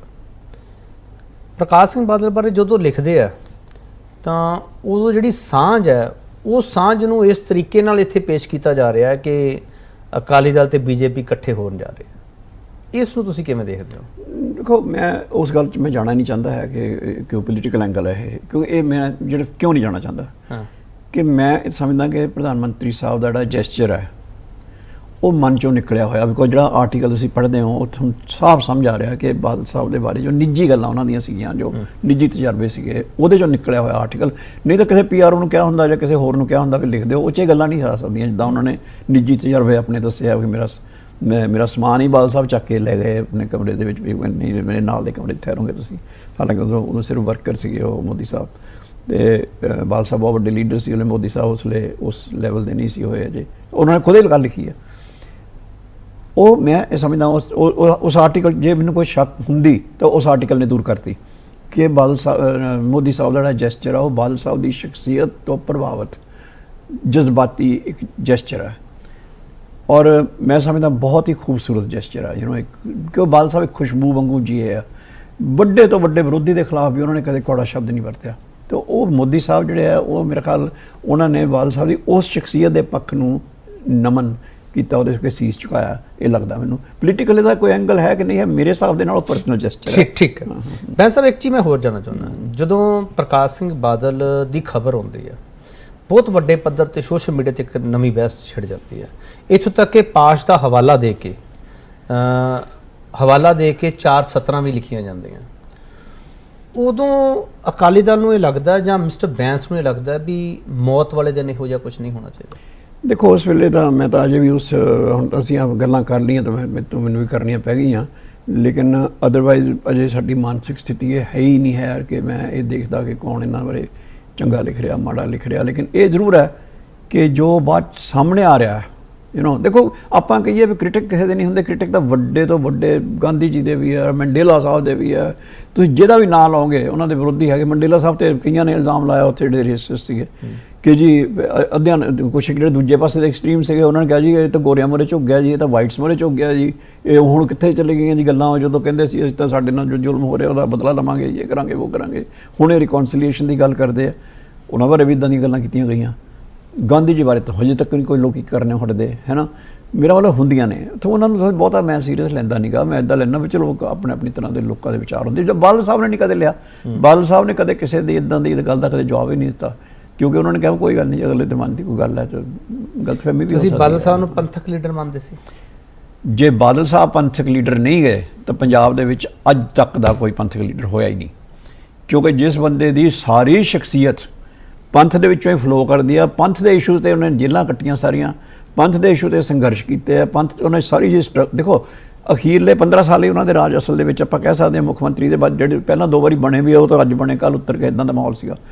ਲੇਕਿਨ ਜਿਹੜੇ ਅਸਲ 'ਚ ਮੁੱਖ ਮੰਤਰੀ ਬਣ ਕੇ ਉਹਨਾਂ ਨੇ ਕੀਤਾ ਉਹ ਤਾਂ ਉਹਨਾਂ ਨੇ ਜਦੋਂ ਲਾਸਟ ਟਾਈਮ ਉਹ ਚਲੋ ਪ੍ਰੋਪਰ ਮੁੱਖ ਮੰਤਰੀ ਬਣਦੇ ਉਸ ਵੇਲੇ ਉਹਨਾਂ ਦੀ ਉਮਰ 75 ਸਾਲ ਹੋ ਚੁੱਕੀ ਸੀ। 75 ਸਾਲ ਤੋਂ ਪਹਿਲਾਂ ਤਾਂ ਸਾਰੀ ਉਮਰ ਦੇ ਸੰਘਰਸ਼ ਹੀ ਕੀਤਾ ਨਾ। ਉਹ ਸੰਘਰਸ਼ ਕਿਹੜੇ ਕਾਜ਼ਸ 'ਤੇ ਕੀਤਾ? ਪੰਜਾਬ ਲਈ ਔਰ ਪੰਥ ਲਈ। ਜਦ ਤੁਸੀਂ ਸਾਰੇ ਮੁੱਦੇ ਚੱਕ ਕੇ ਦੇਖ ਲਓ ਉਹ ਸਾਰੇ ਮੁੱਦੇ ਹੀ ਪੰਜਾਬ ਦੇ ਔਰ ਪੰਥ ਦੇ ਆ। ਅਖੀਰ ਤੱਕ ਵੀ ਜੇ ਉਹ ਮੈਂ ਤੁਹਾਨੂੰ ਦੱਸ ਰਿਹਾ ਨਾ ਜੇ ਆਪਣੀਆਂ ਪੈੜਾਂ ਵੀ ਛੱਡ ਕੇ ਗਏ ਤਾਂ ਕੀ ਆ ਸ੍ਰੀ ਗੁਰੂ ਗ੍ਰੰਥ ਸਾਹਿਬ ਮਹਾਰਾਜ ਦੇ ਨਾਂ 'ਤੇ ਯੂਨੀਵਰਸਿਟੀ, ਖਾਲਸਾ ਪੰਥ ਦੇ ਨਾਂ 'ਤੇ ਯਾਦਗਾਰਾਂ, 300 ਸਾਲਾ ਕਿਹਨੂੰ ਭੁੱਲ ਜਾਊਗਾ। ਇੱਦਾਂ ਦਾ ਕਦੇ ਕਿਸੇ ਮੈਂ ਕਹਿੰਦਾ ਕਿਸੇ ਹੋਰ ਧਰਮ ਦਾ ਇੱਦਾਂ ਹੋਇਆ ਹੀ ਨਹੀਂ। ਕਿਸੇ ਹੋਰ ਧਰਮ ਦੇ ਸਥਾਨ 'ਤੇ ਕਦੇ ਵੀ 3 ਫੌਜਾਂ ਦੇ ਮੁਖੀ ਨਹੀਂ ਗਏ। ਤੁਸੀਂ ਰਿਕਾਰਡ ਕੱਢ ਕੇ ਦੇਖ ਲਿਓ। ਸੋ ਮੇਰੇ ਕਹਿਣ ਦਾ ਮਤਲਬ ਜਿਹੜਾ ਬੰਦਾ ਜੀਆ ਮਰਿਆ ਸਭ ਕੁਛ ਉਹਦਾ ਪੰਥ ਨਾਲ ਹੀ ਜੁੜਿਆ ਰਿਹਾ। ਹੁਣ ਜੇ ਕਿਸੇ ਨੇ 2-4 ਬੰਦਿਆਂ ਨੇ ਸਵਾਲ ਕਰ ਰਹੇ ਤਾਂ ਕਰੀ ਜਾਣਾ ਸੀ, ਮੈਂ ਕੀ ਕਹਿ ਸਕਦਾ ਜੀ। ਉਹਨਾਂ 'ਤੇ ਬਹੁਤ ਵੱਡਾ ਇੱਕ ਉਹਨਾਂ ਦੇ ਨਾਲ ਚਲਾ ਗਿਆ ਇਲਜ਼ਾਮ ਕਿ ਪੁੱਤਰ ਮੋਹ ਕਰਕੇ ਉਹਨਾਂ ਨੇ ਬਹੁਤ ਕੁਛ ਕੀਤਾ। ਮੇਰਾ ਸਵਾਲ ਪੁੱਤਰ ਮੋਹ ਵਾਲਾ ਨਹੀਂ। ਮੇਰਾ ਸਵਾਲ ਇਹ ਹੈ ਕਿ ਪੁੱਤਰ ਨੇ ਵੀ ਬੜਾ ਮੋਹ ਕੀਤਾ ਬਾਦਲ ਸਾਹਿਬ ਨਾਲ, ਮਨਪ੍ਰੀਤ ਬਾਦਲ ਨੇ ਵੀ ਬੜਾ ਮੋਹ ਕੀਤਾ। ਮਨਪ੍ਰੀਤ ਬਾਦਲ ਤੇ ਸੁਖਬੀਰ ਸਿੰਘ ਬਾਦਲ, ਕੀ ਉਹਨਾਂ ਦੋਨਾਂ ਵਿੱਚੋਂ ਕੋਈ ਇਹੋ ਜਿਹਾ ਤੁਹਾਨੂੰ ਲੱਗਦਾ ਕਿ ਜਿਹੜਾ ਪ੍ਰਕਾਸ਼ ਸਿੰਘ ਬਾਦਲ ਦੀ ਵਿਰਾਸਤ ਨੂੰ ਸਾਂਭ ਸਕਦਾ? ਵਿਰਾਸਤ ਜਿਹੜੀ ਹੁੰਦੀ ਹੈ ਨਾ ਜੀ, ਤੁਸੀਂ ਸੰਭਾਲਣ ਦੀ ਬਜਾਏ ਪਹਿਲੀ ਗੱਲ ਤਾਂ ਤੁਹਾਨੂੰ ਵਿਰਾਸਤ ਆਪਣੀ ਕ੍ਰੀਏਟ ਕਰਨੀ ਚਾਹੀਦੀ ਹੈ। ਮੈਂ ਸਮਝਦਾ Sukhbir Singh Badal is more than capable ਕਿ ਉਹ ਇੱਕ ਵਿਰਾਸਤ ਜਿਹੜੀ ਆਪਣੀ ਕ੍ਰੀਏਟ ਕਰਨ। ਬਾਦਲ ਸਾਹਿਬ ਦਾ ਤਾਂ ਵਿਰਾਸਤ ਬਹੁਤ ਵੱਡੀ ਹੈ। ਬਾਦਲ ਸਾਹਿਬ ਦੀ ਵਿਰਾਸਤ ਜਿੱਦਾਂ ਅਸੀਂ ਜਿਹੜੇ ਮਹਾਨ ਬੰਦੇ ਹੁੰਦੇ ਨਾ ਉਹਨਾਂ ਦੀ ਗੱਲ ਹੁੰਦੀ ਹੈ ਇਹ ਕਿ ਉਹਨਾਂ ਦੇ ਬਰਾਬਰ ਆਉਣ ਦੇ ਲਈ ਸਾਡੇ ਬਹੁਤ ਔਖਾ ਹੋ ਜਾਂਦਾ ਹੈ ਪਰ ਉਹ ਤਾਂ ਸਮਾਂ ਦੱਸੇਗਾ ਵੀ ਸੁਖਬੀਰ ਸਿੰਘ ਬਾਦਲ ਉੱਥੇ ਪਹੁੰਚਦੇ ਕਿ ਨਹੀਂ ਪਹੁੰਚਦੇ। ਲੇਕਿਨ ਜੇ ਮੇਰੀ ਨਿਗਾਹ 'ਚ ਤੁਸੀਂ ਪੁੱਛੋਗੇ ਸੁਖਬੀਰ ਸਿੰਘ ਬਾਦਲ ਨੇ ਬਤੌਰ ਡਿਪਟੀ CM ਜੋ ਕੰਮ ਕੀਤੇ, ਠੀਕ ਹੈ, ਉਹ ਮੇਰੇ ਸਾਹਮਣੇ ਆ। ਇਹਨਾਂ ਵਿੱਚ ਜਿਹੜੇ ਪੰਥ ਦੀਆਂ ਵੀ ਆਪਾਂ ਗੱਲਾਂ ਕਰ ਰਹੇ ਹਾਂ, ਜਿਹੜਾ ਫੋਰ ਐਗਜ਼ਾਮਪਲ ਅੰਮ੍ਰਿਤਸਰ ਸਾਹਿਬ ਦਾ ਜਿਹੜਾ ਉਹ ਚੌਗਿਰਦਾ ਨੂੰ ਜਿਹੜੇ ਇੰਪੋਸੀਬਲ ਗੱਲ ਲੱਗਦੀ ਸੀ, ਦੁਨੀਆ ਸੋਚ ਹੀ ਨਹੀਂ ਸਕਦੀ ਸੀ ਕਿ ਇੰਨੇ ਹਜ਼ਾਰਾਂ ਸਾਲ ਤੋਂ ਇੱਥੇ ਏਡੇ ਬਾਜ਼ਾਰ ਬਣੇ ਹੋਏ ਨੂੰ ਕੌਣ ਇਹਦਾ ਚੇਂਜ ਕਰ ਦੇਗਾ। ਉਹ ਸਾਰਾ ਕਰਕੇ ਦਿਖਾਇਆ। ਸਰਦਾਰ ਸੁਖਬੀਰ ਸਿੰਘ ਬਾਦਲ ਦਾ ਇਨੀਸ਼ੀਏਟਿਵ ਸੀ, ਉੱਥੇ ਬੈਠ ਕੇ ਕਰਵਾਇਆ ਸਾਰਾ। ਜੋ ਪੰਥ ਨੂੰ ਵੀ ਇੰਨੇ ਕਮਿਟਡ ਆ। ਔਰ ਇਹ ਕਈ ਬੰਦੇ ਕਹਿੰਦੇ ਸੀ ਜੋ ਸੁਖਬੀਰ ਸਿੰਘ ਬਾਦਲ ਆ ਕਹਿੰਦਾ ਉੱਚੀ ਬਿੱਲ ਕਰਦਾ। ਜਿੰਨੇ ਵਾਅਦੇ ਸੁਖਬੀਰ ਸਿੰਘ ਬਾਦਲ ਨੇ ਅੱਜ ਤੱਕ ਕੀਤੇ, ਚਾਹੇ ਉਹ ਇੰਟਰਨੈਸ਼ਨਲ ਏਅਰਪੋਰਟ ਦਾ ਕੀਤਾ, ਲੋਕ ਕਹਿੰਦੇ ਸੀ ਗੱਪ ਹੈ। ਉਹ ਚਾਹੇ ਉਹਨੇ ਕਿਹਾ ਮੈਂ ਵਰਲਡ ਕਲਾਸ ਤੁਹਾਨੂੰ ਦਿਆ ਕਰੂੰਗਾ, 3 ਘੰਟੇ ਤੁਸੀਂ ਬਠਿੰਡੇ ਪਹੁੰਚ ਜਾਇਆ ਕਰੋਗੇ, ਉਦੋਂ ਕਹਿੰਦੇ 6 ਘੰਟੇ ਲੱਗ ਜਾਂਦੇ ਸੀਗੇ। ਕੋਈ ਇੱਕ ਚੀਜ਼ ਆ, ਚਾਹੇ ਪਾਵਰ ਸਰਪਲਸ ਦੀ ਗੱਲ ਕੀਤੀ ਸੀ। ਮਨਪ੍ਰੀਤ ਬਾਦਲ ਹੁਣ ਪਰਿਵਾਰ ਦੇ ਨੇੜੇ ਆ ਜਾਂਦੇ। ਨਹੀਂ ਦੇਖੋ ਪਹਿਲੀ ਗੱਲ ਤਾਂ ਸਰਦਾਰ ਪ੍ਰਕਾਸ਼ ਸਿੰਘ ਬਾਦਲ ਦੀ ਪੋਲੀਟੀਕਲ ਵਿਰਾਸਤ ਸ਼੍ਰੋਮਣੀ ਅਕਾਲੀ ਦਲ ਹੈ। ਇਸ ਕਰਕੇ ਮਨਪ੍ਰੀਤ ਸਿੰਘ ਬਾਦਲ ਜਦ ਤੱਕ ਸ਼੍ਰੋਮਣੀ ਅਕਾਲੀ ਦਲ 'ਚ ਨਹੀਂ ਆਉਂਦੇ ਤਾਂ ਉਹ ਬਾਦਲ ਸਾਹਿਬ ਦੀ ਵਿਰਾਸਤ ਦੀ ਕਲੇਮ ਤਾਂ ਨਹੀਂ ਕਰ ਸਕਦੇ। ਕੱਲ੍ਹ ਆ ਜਾਣਗੇ ਤਾਂ ਦੇਖ ਲਾਂਗੇ। ਚਲੋ ਇੱਕ ਆਖਰੀ ਸਵਾਲ ਮੈਂ ਕਰਨ ਜਾ ਰਿਹਾ, 2 ਸਵਾਲ ਕਰੂੰਗਾ। ਤੁਸੀਂ ਐਡਵਾਈਜ਼ਰ ਰਹੇ ਹੋ 40 ਸਾਲ, ਲੰਬਾ ਸਮਾਂ ਹੁੰਦਾ, 4 ਦਹਾਕੇ। ਤੁਹਾਡੀ ਐਡਵਾਈਸ ਮੰਨਦੇ ਹੀ ਬਾਦਲ ਸਾਹਿਬ? ਨਹੀਂ, ਪਹਿਲਾਂ ਮੈਂ ਸਪਸ਼ਟ ਕਰ ਦੇਵਾਂ, ਮੇਰਾ ਐਡਵਾਈਜ਼ਰ ਹੋਣਾ ਸਿਰਫ ਬਾਦਲ ਸਾਹਿਬ ਦੇ ਵੱਡੇਪਣ ਦਾ ਇੱਕ ਨਤੀਜਾ ਸੀਗਾ। ਨਹੀਂ ਤੁਸੀਂ ਸੋਚੋ ਨਾ ਇੱਕ ਬੱਚਾ ਜਿਹਾ ਤਾਂ ਸੀਗਾ ਮੈਂ ਜਦੋਂ ਸਾਨੂੰ ਅਸੀਂ ਪਹਿਲੀ ਵਾਰੀ ਇਕੱਠੇ ਮਿਲੇ ਹਾਂ ਤਾਂ ਮੈਨੂੰ ਐਡਵਾਈਜ਼ਰ, ਮੈਂ ਉਹਨਾਂ ਨੂੰ ਕੀ ਐਡਵਾਈਸ ਕਰ ਦੇਣੀ ਹੈ ਨਾ। ਮਤਲਬ ਜਿਸ ਬੰਦੇ ਨੂੰ ਸਿੱਖਣ ਨੂੰ ਇੰਨਾ ਕੁਛ ਹੈ ਤੁਸੀਂ ਉਹਨੂੰ ਐਡਵਾਈਸ ਕਰਨੀ ਹੈ। ਇਹ ਉਹਨਾਂ ਦਾ ਇੱਕ ਵੱਡਾਪਣ ਹੁੰਦਾ ਸੀਗਾ ਕਿ ਉਹ ਮੇਰੇ ਮਤਲਬ ਕਿਸੇ ਵੀ ਬੰਦੇ ਫਿਰ ਵੀ ਜੇ ਵੱਡਾਪਣ ਸੀ ਉਹਨਾਂ ਦਾ ਤੁਹਾਡੇ ਤੋਂ ਸਲਾਹ ਮੰਗਦੇ ਸੀ ਕਦੇ? ਨਹੀਂ ਸਲਾਹ ਮੰਗਦੇ, ਮੈਂ ਕਿਹਾ ਸਲਾਹ ਇੱਕ ਜਿੱਦਾਂ ਆਪਾਂ ਕਹਿੰਦੇ ਐਡਵਾਈਸ ਦੇਣੀ, ਐਡਵਾਈਸ ਤਾਂ is too big a word. ਉਹ ਤਾਂ ਵੱਡਾ ਤੁਹਾਡੀ ਗੱਲ ਮੰਨਦੇ ਸੀ? ਕਈਆਂ ਗੱਲਾਂ 'ਚ ਜਦੋਂ ਸਲਾਹ ਮਸ਼ਵਰਾ ਕਰਦੇ ਸੀ ਤਾਂ ਕਈ ਵਾਰੀ ਮਨ 'ਚ ਵੀ ਜਾਂਦੇ ਸੀ। ਮਤਲਬ ਕਿ ਬਹੁਤ ਵਾਰੀ ਇੱਦਾਂ ਹੁੰਦਾ ਸੀਗਾ ਕਿ ਮੈਨੂੰ ਇੱਦਾਂ ਨਹੀਂ ਕਦੇ ਲੱਗਿਆ ਮੰਨੇ ਕਿ ਨਹੀਂ ਮੰਨੇ। ਇੱਦਾਂ ਜ਼ਰੂਰ ਹੋਇਆ ਵੀ ਇਹ ਗੱਲਾਂ ਸਾਰੀਆਂ ਸਾਂਝੀਆਂ ਕਰਕੇ ਹੀ ਸਵਾਲ ਕਰ ਰਹੇ ਜੀ। ਹਰਚੰਦ ਸਿੰਘ ਬੈਂਸ ਨੂੰ ਕਦੇ ਉਹਨਾਂ ਨੇ ਕਿਹਾ ਸੀਗਾ ਵੀ ਕਾਕਾ ਜੀ ਛੱਡੋ ਪਰਾਂ, ਤੁਸੀਂ ਵੀ ਇਲੈਕਸ਼ਨ ਲੜ ਲਓ? ਉਹ ਇੱਕ ਵਾਰੀ ਮਜ਼ਾਹੀਆ ਤੌਰ 'ਤੇ ਕਾਰ 'ਚ ਗੱਲ ਹੋਈ ਸੀ। ਉਹ ਵੀ ਇੱਦਾਂ ਹੋਈ ਸੀ ਵੀ ਉਹਨਾਂ ਨੇ ਮੈਨੂੰ ਕਿਹਾ ਵੀ ਬੈਂਸ ਸਾਹਿਬ ਮੈਨੂੰ ਤਾਂ ਜਿਹੜਾ ਬੰਦਾ ਵੀ ਕਿ 10 ਦਿਨ ਵੀ ਮਿਲ ਲੈਂਦਾ ਉਹ ਬਾਅਦ 'ਚ ਕਹਿੰਦਾ ਜੀ ਮੈਨੂੰ ਫਲਾਨੀ ਜਗ੍ਹਾ ਟਿਕਟ ਦੇ ਦਿਓ, ਮੈਨੂੰ ਫਲਾਨਾ MP ਬਣਾ ਦਿਓ, MLA ਬਣਾ ਦਿਓ, ਵਜ਼ੀਰ ਬਣਾ ਦਿਓ। ਤੁਸੀਂ ਕਦੇ ਇੱਦਾਂ ਕੋਈ ਇੰਟਰਸਟ ਨਹੀਂ ਸ਼ੋਅ ਕੀਤਾ। ਤੁਸੀਂ ਕਦੇ ਇਹ ਵੀ ਨਹੀਂ ਕਿਹਾ ਕਿ ਮੈਨੂੰ ਲਾ ਦਿਓ ਵੀ ਜਾਂ ਸਰਕਾਰਾਂ ਰਹੀਆਂ ਨਹੀਂ ਰਹੀਆਂ। ਤੁਸੀਂ ਕਦੇ ਇੱਦਾਂ ਕੁਝ ਤੁਹਾਡਾ ਹੋਰ ਵੀ ਕੋਈ ਮੰਗ ਕਦੇ ਨਹੀਂ ਕੀਤੀ। ਤੁਹਾਡੇ ਮਨ 'ਚ ਨਹੀਂ ਕਦੇ ਆਇਆ ਇੱਦਾਂ? ਮੈਂ ਵੀ ਪੰਜਾਬ 'ਚ ਜਵਾਬ ਦਿੱਤਾ, ਮੈਂ ਬਾਦਲ ਸਾਹਿਬ ਇੱਦਾਂ ਕਰੋ ਜੀ, ਮੇਰੀ ਇੱਕ ਸ਼ਰਤ ਹੈ, ਫਿਰ ਮੈਂ ਪੋਲੀਟਿਕਸ 'ਚ ਆ ਜਾਵਾਂਗਾ। ਕਹਿੰਦੇ ਕੀ? ਮੈਂ ਕਿਹਾ ਜੀ ਕੋਈ ਇੱਦਾਂ ਦੀ ਸੀਟ ਲੱਭੋ ਜਿੱਥੇ ਮੈਨੂੰ ਵੀ ਨਾ ਜਾਣਾ ਪਵੇ, ਤੁਹਾਨੂੰ ਵੀ ਨਾ ਜਾਣਾ ਪਵੇ, ਅਤੇ ਮੈਨੂੰ ਉੱਥੋਂ ਟਿਕਟ ਦੇ ਦਿਓ। ਕਹਿੰਦੇ ਜੀ ਫੇਰ ਠੀਕ ਹੋ ਜਾਊ। ਮੈਂ ਜੀ ਮੈਂ ਤੁਹਾਨੂੰ ਉੱਥੋਂ ਹਾਰ ਕੇ ਦਿਖਾ ਦਾਂਗਾ, ਜਿੱਥੇ ਪੱਕੀ ਤੁਹਾਡੀ ਹੋਵੇ। ਮੈਂ ਜਿੱਥੇ ਤੁਸੀਂ ਸਮਝਦਾ ਹਾਰ ਹੀ ਨਹੀਂ ਸਕਦੇ, ਮੈਨੂੰ ਉੱਥੋਂ ਟਿਕਟ ਦਿਓ, ਮੈਂ ਹਾਰ ਕੇ ਦਿਖਾ ਦਾਂ। ਕਹਿੰਦੇ ਇਹ ਕੀ ਗੱਲਾਂ ਕਰਦੇ ਆ ਜੀ? ਮੈਂ ਜੀ ਮੇਰਾ ਮਤਲਬ ਜਿਸ ਕਾ ਕੰਮ ਉਸੀ ਕੋ ਸਾਜੇ। ਹਾਂ ਮੇਰਾ ਇਹ ਫੀਲਡ ਨਹੀਂ ਹੈਗਾ ਅਤੇ ਮੈਂ ਇੱਦਾਂ। ਸੋ ਇਹ ਜਾਂ ਇੱਕ ਤੁਹਾਨੂੰ ਹੋਰ ਇੱਕ ਛੋਟੀ ਜਿਹੀ ਗੱਲ ਆਪਾਂ ਤੁਹਾਡੇ ਕੋਲ ਟਾਈਮ ਘੱਟ ਹੈ ਕਿ ਇੱਕ ਵਾਰੀ ਹੋਰ ਉਹਨਾਂ ਦੇ ਇੱਦਾਂ ਹੀ ਤੁਸੀਂ ਸਲਾਹ ਦੀ ਵੀ ਗੱਲ ਕੀਤੀ ਹੈ। ਬਾਦਲ ਸਾਹਿਬ ਦਾ ਕੀ ਸੀਗਾ ਕਿ ਉਹ ਤੁਸੀਂ ਮੀਡੀਆ 'ਚ ਵੀ ਦੇਖਿਆ ਜਦੋਂ ਹੁੰਦਾ ਸੀਗਾ ਕਿ ਉਹ ਨਾ he was the greatest greatest statesman of consensus politics, ਕਿ ਸਾਰਿਆਂ ਨੂੰ ਨਾਲ ਲੈ ਕੇ ਚੱਲਣ ਵਾਲੀ ਗੱਲ ਜਿਹੜੀ ਪੋਲਿਟਿਕਸ ਨੇ, ਕਿਸੇ ਨੂੰ ਵੀ ਇਹ ਨਾ ਲੱਗੇ ਕਿ ਮੈਂ ਸ਼ਾਮਲ ਨਹੀਂ ਇਸ ਗੱਲ ਦੇ ਵਿੱਚ। ਤੇ ਇਸ ਕਰਕੇ ਉਹਨਾਂ ਦਾ ਹਮੇਸ਼ਾ ਇੱਦਾਂ ਹੁੰਦਾ ਸੀਗਾ ਵੀ ਤੁਸੀਂ ਦੱਸੋ ਜੀ ਕਿਵੇਂ ਕਰੀਏ, ਤੁਸੀਂ ਦੱਸੋ ਜੀ ਕਿਵੇਂ। ਮੈਨੂੰ ਵੀ ਇੱਦਾਂ ਕਹਿੰਦੇ ਸੀ, ਤੁਹਾਡਾ ਕੀ ਖਿਆਲ ਆ ਜੀ, ਕਿਵੇਂ ਕਰੀਏ ਜੀ। ਮੈਨੂੰ ਵੀ ਪਤਾ ਹੁੰਦਾ ਸੀਗਾ ਕਿ ਮੈਂ ਮਤਲਬ ਮੇਰੀ ਇਹ ਔਕਾਤ ਥੋੜ੍ਹੀ ਹੈ ਕਿ ਮੈਨੂੰ ਪੁੱਛ ਕੇ ਕਰਨਗੇ, ਲੇਕਿਨ ਇਹ ਉਹਨਾਂ ਦਾ ਵੱਡਾ ਪਾਣਾ ਕਿ ਤੁਹਾਨੂੰ ਪੁੱਛਦੇ ਜ਼ਰੂਰ, ਜੇ ਠੀਕ ਲੱਗੇ ਮੰਨ ਵੀ ਲੈਂਦੇ ਸੀ, ਮੌਕਾ ਸਾਂਭ ਲੈਂਦੇ ਸੀਗੇ। ਨਹੀਂ ਅੱਗੇ ਕੀ ਹੋਣਾ ਪਤਾ ਨਹੀਂ ਉਹਨਾਂ ਦਾ ਇਹ ਸਟਾਈਲ ਸੀਗਾ ਵੀ ਉਹ ਹਰੇਕ ਬੱਚੇ ਨੂੰ ਵੀ ਯਾਨੀ ਉਹਦੀ ਸਲਾਹ ਵੀ ਲੈਂਦੇ ਸੀਗੇ, ਔਰ ਜੇ ਕੋਈ ਗੱਲ ਠੀਕ ਲੱਗੇ, ਫੋਰ ਐਗਜ਼ਾਮਪਲ ਜੇ ਕੋਈ ਸਕੂਲ ਦਾ ਬੱਚਾ ਮਿਲ ਗਿਆ ਵੀ ਕਾਕਾ ਤੁਹਾਡੇ ਹਿਸਾਬ ਨਾਲ ਸਿਲੇਬਸ ਚੇਂਜ ਹੋਣਾ ਚਾਹੀਦਾ, ਜੇ ਉਹਨੂੰ ਲੱਗੇ ਵੀ ਬੱਚੇ ਦੀ ਗੱਲ, ਬੱਚਾ ਸਟੂਡੈਂਟ ਆ, ਸਟੂਡੈਂਟ ਤੌਰ 'ਤੇ ਕੀ ਫੀਲ ਕਰਦਾ, ਇਹ ਗੱਲ ਇੰਪੋਰਟੈਂਟ ਹੈ, ਤਾਂ ਉਹ ਮਤਲਬ ਚੁੱਪ ਚਪੀਤੇ ਹੀ ਮੰਨ ਜਾਂਦੇ ਸੀਗੇ। ਇੱਦਾਂ ਇਹ ਸੀਗਾ। ਤਾਂ ਇਹ ਉਹਨਾਂ ਦੀਆਂ ਜਿਹੜੀ ਸ਼ਖਸੀਅਤ ਦੀ ਖੂਬਸੂਰਤੀ ਦੀਆਂ ਗੱਲਾਂ ਨੇ ਸਾਰੀਆਂ। ਇਹ ਇੱਕ ਤੁਹਾਨੂੰ ਮੈਂ ਲਾਸਟ ਗੱਲ ਇਹ ਕਹਿਣੀ ਚਾਹੁੰਦਾ ਕਿ ਦੁਨੀਆ 'ਚ ਬਹੁਤ ਮਹਾਨ ਲੀਡਰ ਹੋਏ ਆ, ਬਾਦਲ ਸਾਹਿਬ ਤੋਂ ਵੱਡੇ ਲੀਡਰ ਵੀ ਦੁਨੀਆ 'ਚ ਹੋਏ ਆ, ਹੋਰ ਵੀ ਹੋਣਗੇ, ਅੱਗੋਂ ਵੀ ਹੁੰਦੇ ਰਹਿਣਗੇ। ਪੰਜਾਬ ਵੀ ਸ਼ਾਇਦ ਤੁਹਾਨੂੰ ਵੱਡੇ ਲੀਡਰ ਪ੍ਰੋਡਿਊਸ ਕਰੇਗਾ ਕਦੇ, ਲੇਕਿਨ ਬਾਦਲ ਸਾਹਿਬ ਦੇ ਬਰਾਬਰ ਦਾ ਇਨਸਾਨ ਕੋਈ ਹੋ ਸਕੇ, ਇਹ ਬਹੁਤ ਹੀ ਰੇਅਰ ਗੱਲ ਹੁੰਦੀ ਹੈ। ਯਾਨੀ ਜਿਹੜੀ ਆਪਾਂ ਗੱਲ ਕਹਿੰਦੇ ਨਾ ਕਿ ਮਤਲਬ ਇੱਦਾਂ ਦੀ ਖੁਸ਼ਬੂਦਾਰ ਕੋਈ ਸ਼ਖਸੀਅਤ ਲੈ ਕੇ ਜੰਮੇਗਾ ਜਿਹਨੇ ਕਦੇ ਗੁੱਸਾ ਹੀ ਨਹੀਂ ਕਰਨਾ, ਜਿਹਨੇ ਕਦੇ ਸ਼ਾਂਤ ਹੀ ਰਹਿਣਾ, ਪਿਆਰ ਹੀ ਵੰਡਣਾ। ਮੇਰੇ ਨਾਲ ਲਾਸਟ ਵਰਡ ਮੈਂ ਹੁਣ ਸ਼ੇਅਰ ਕਰਨੇ ਚਾਹੁੰਦਾ ਉਹਨਾਂ ਦੇ, ਕਿ ਮੈਂ ਬਾਦਲ ਪਿੰਡ ਉਹਨਾਂ ਨੂੰ ਜਦੋਂ ਲਾਸਟ ਟਾਈਮ ਮੈਂ ਮਿਲਿਆ ਤਾਂ ਬਾਅਦ 'ਚ ਵੀ, ਲੇਕਿਨ ਉਸ ਦਿਨ ਸਾਡੀਆਂ ਗੱਲਾਂ ਖੁੱਲੀਆਂ ਜਿਹੜੀਆਂ ਉਹ ਲਾਸਟ ਟਾਈਮ ਬਾਦਲ ਪਿੰਡ ਹੋਈਆਂ, ਥੋੜ੍ਹੇ ਦਿਨ ਪਹਿਲਾਂ ਦੀ ਗੱਲ ਹੈ। ਤਾਂ ਜਦੋਂ ਮੈਂ ਉਹਨੂੰ ਆਉਣ ਲੱਗਾ ਤਾਂ ਮੈਨੂੰ ਨਹੀਂ ਪਤਾ ਲੱਗਾ ਵੀ ਇਹਨੇ ਕਿਉਂ ਗੱਲ ਕਹੀ, ਲੇਕਿਨ ਉਹਨਾਂ ਨੇ ਮੈਨੂੰ ਗੱਲ ਕਹੀ ਵੀ ਮੈਂ ਸਾਹਿਬ ਦੁਨੀਆ 'ਚ ਕੀ ਰੱਖਿਆ ਜੀ, ਪਿਆਰ ਵੰਡਿਆ ਕਰੋ, ਪਿਆਰ ਨਾਲ ਹੀ ਰਿਹਾ ਕਰੋ, ਗੁੱਸਾ ਨਹੀਂ ਕਰੀਦਾ ਕਿਸੇ ਦੀ ਗੱਲ ਦਾ ਵੀ। ਅਤੇ ਇੰਨਾ ਹੀ ਉਹਨਾਂ ਨੇ ਕਿਹਾ, ਤਾਂ ਮੈਨੂੰ ਅਜੇ ਸਮਝ ਨਹੀਂ ਸੀ ਆ ਰਹੀ ਵੀ ਬਾਦਲ ਸਾਹਿਬ ਨੇ ਗੱਲ ਕਹੀ ਕਿਉਂ ਆ। ਅਤੇ ਫਿਰ ਉਹ ਮੈਨੂੰ ਕਹਿੰਦੇ ਚਲੋ ਜੀ ਤੁਹਾਨੂੰ ਤਾਂ ਇਹ ਗੱਲਾਂ ਪਹਿਲਾਂ ਹੀ ਪਤਾ ਆ, ਤੁਸੀਂ ਤਾਂ ਆਪ ਹੀ ਇੱਦਾਂ ਰਹਿੰਦੇ ਆ, ਮੈਨੂੰ ਫਿਰ ਵੀ ਨਾ ਸਮਝ ਆਈ ਵੀ ਇਹ ਕਹਿਣਾ ਕਿਉਂ ਚਾਹੁੰਦੇ ਆ। ਚਲੋ ਮੈਂ ਬਾਦਲ ਸਾਹਿਬ ਕੋਈ ਗੱਲ ਨਹੀਂ, ਕਦੇ ਗਲਤੀ ਹੋ ਗਈ। ਕਹਿੰਦੇ ਨਹੀਂ ਗਲਤੀ ਨਹੀਂ, ਕਹਿੰਦੇ ਮੈਂ ਤਾਂ ਵੈਸੇ ਹੀ ਕਹਿੰਦਾ ਵੀ ਤੁਹਾਡੇ ਨਾਲ ਪਿਆਰ ਕਰਕੇ ਵੀ ਆਪਾਂ ਇੱਦਾਂ ਰਿਹਾ ਕਰੀਏ। ਤਾਂ ਮੈਂ ਜਦੋਂ ਤੁਰਨ ਲੱਗਾ ਤਾਂ ਮੈਂ ਤੁਹਾਨੂੰ ਦੱਸਦਾ, ਮੈਂ ਜਜ਼ਬਾਤੀ ਉਸ ਗੱਲ 'ਤੇ ਹੋ ਗਿਆ। ਅਤੇ ਮੈਨੂੰ ਤੁਰਨ ਲੱਗਾ ਤਾਂ ਮੈਨੂੰ ਕਹਿੰਦੇ ਬੈਂਸ ਸਾਹਿਬ ਥੋੜ੍ਹਾ ਰੁਕ ਜਾਂਦੇ ਜੀ। ਅਤੇ ਚਲੋ ਉਸ ਦਿਨ ਮੈਂ ਜੋ ਕਹਿਣਾ ਸੀ ਕਿਹਾ, ਲੇਕਿਨ ਜਿਸ ਦਿਨ ਮੈਨੂੰ ਮਤਲਬ ਖਬਰ ਮਿਲੀ ਬਾਦਲ ਸਾਹਿਬ ਦੀ, ਜਾਂ ਮਤਲਬ ਜਿਸ ਨੇ ਹੋਇਆ, ਤਾਂ ਮੇਰੇ ਮੂੰਹ 'ਤੇ ਵੀ ਇਹੀ ਗੱਲ ਆਈ ਵੀ ਕੁਛ ਰੁਕ ਜਾਂਦੇ ਥੋੜ੍ਹੇ ਦਿਨ ਤਾਂ ਹੋਰ ਚਾਹ ਜਾਂਦਾ। ਚਲੋ ਮੇਰੇ ਵੀ ਲਫ਼ਾਜ਼ਾਂ 'ਚ ਇਹੀ ਹੈ, ਕੁਛ ਰੁਕ ਜਾਂਦੇ ਪਰ ਵਕਤ ਇਜਾਜ਼ਤ ਨਹੀਂ ਦਿੰਦਾ।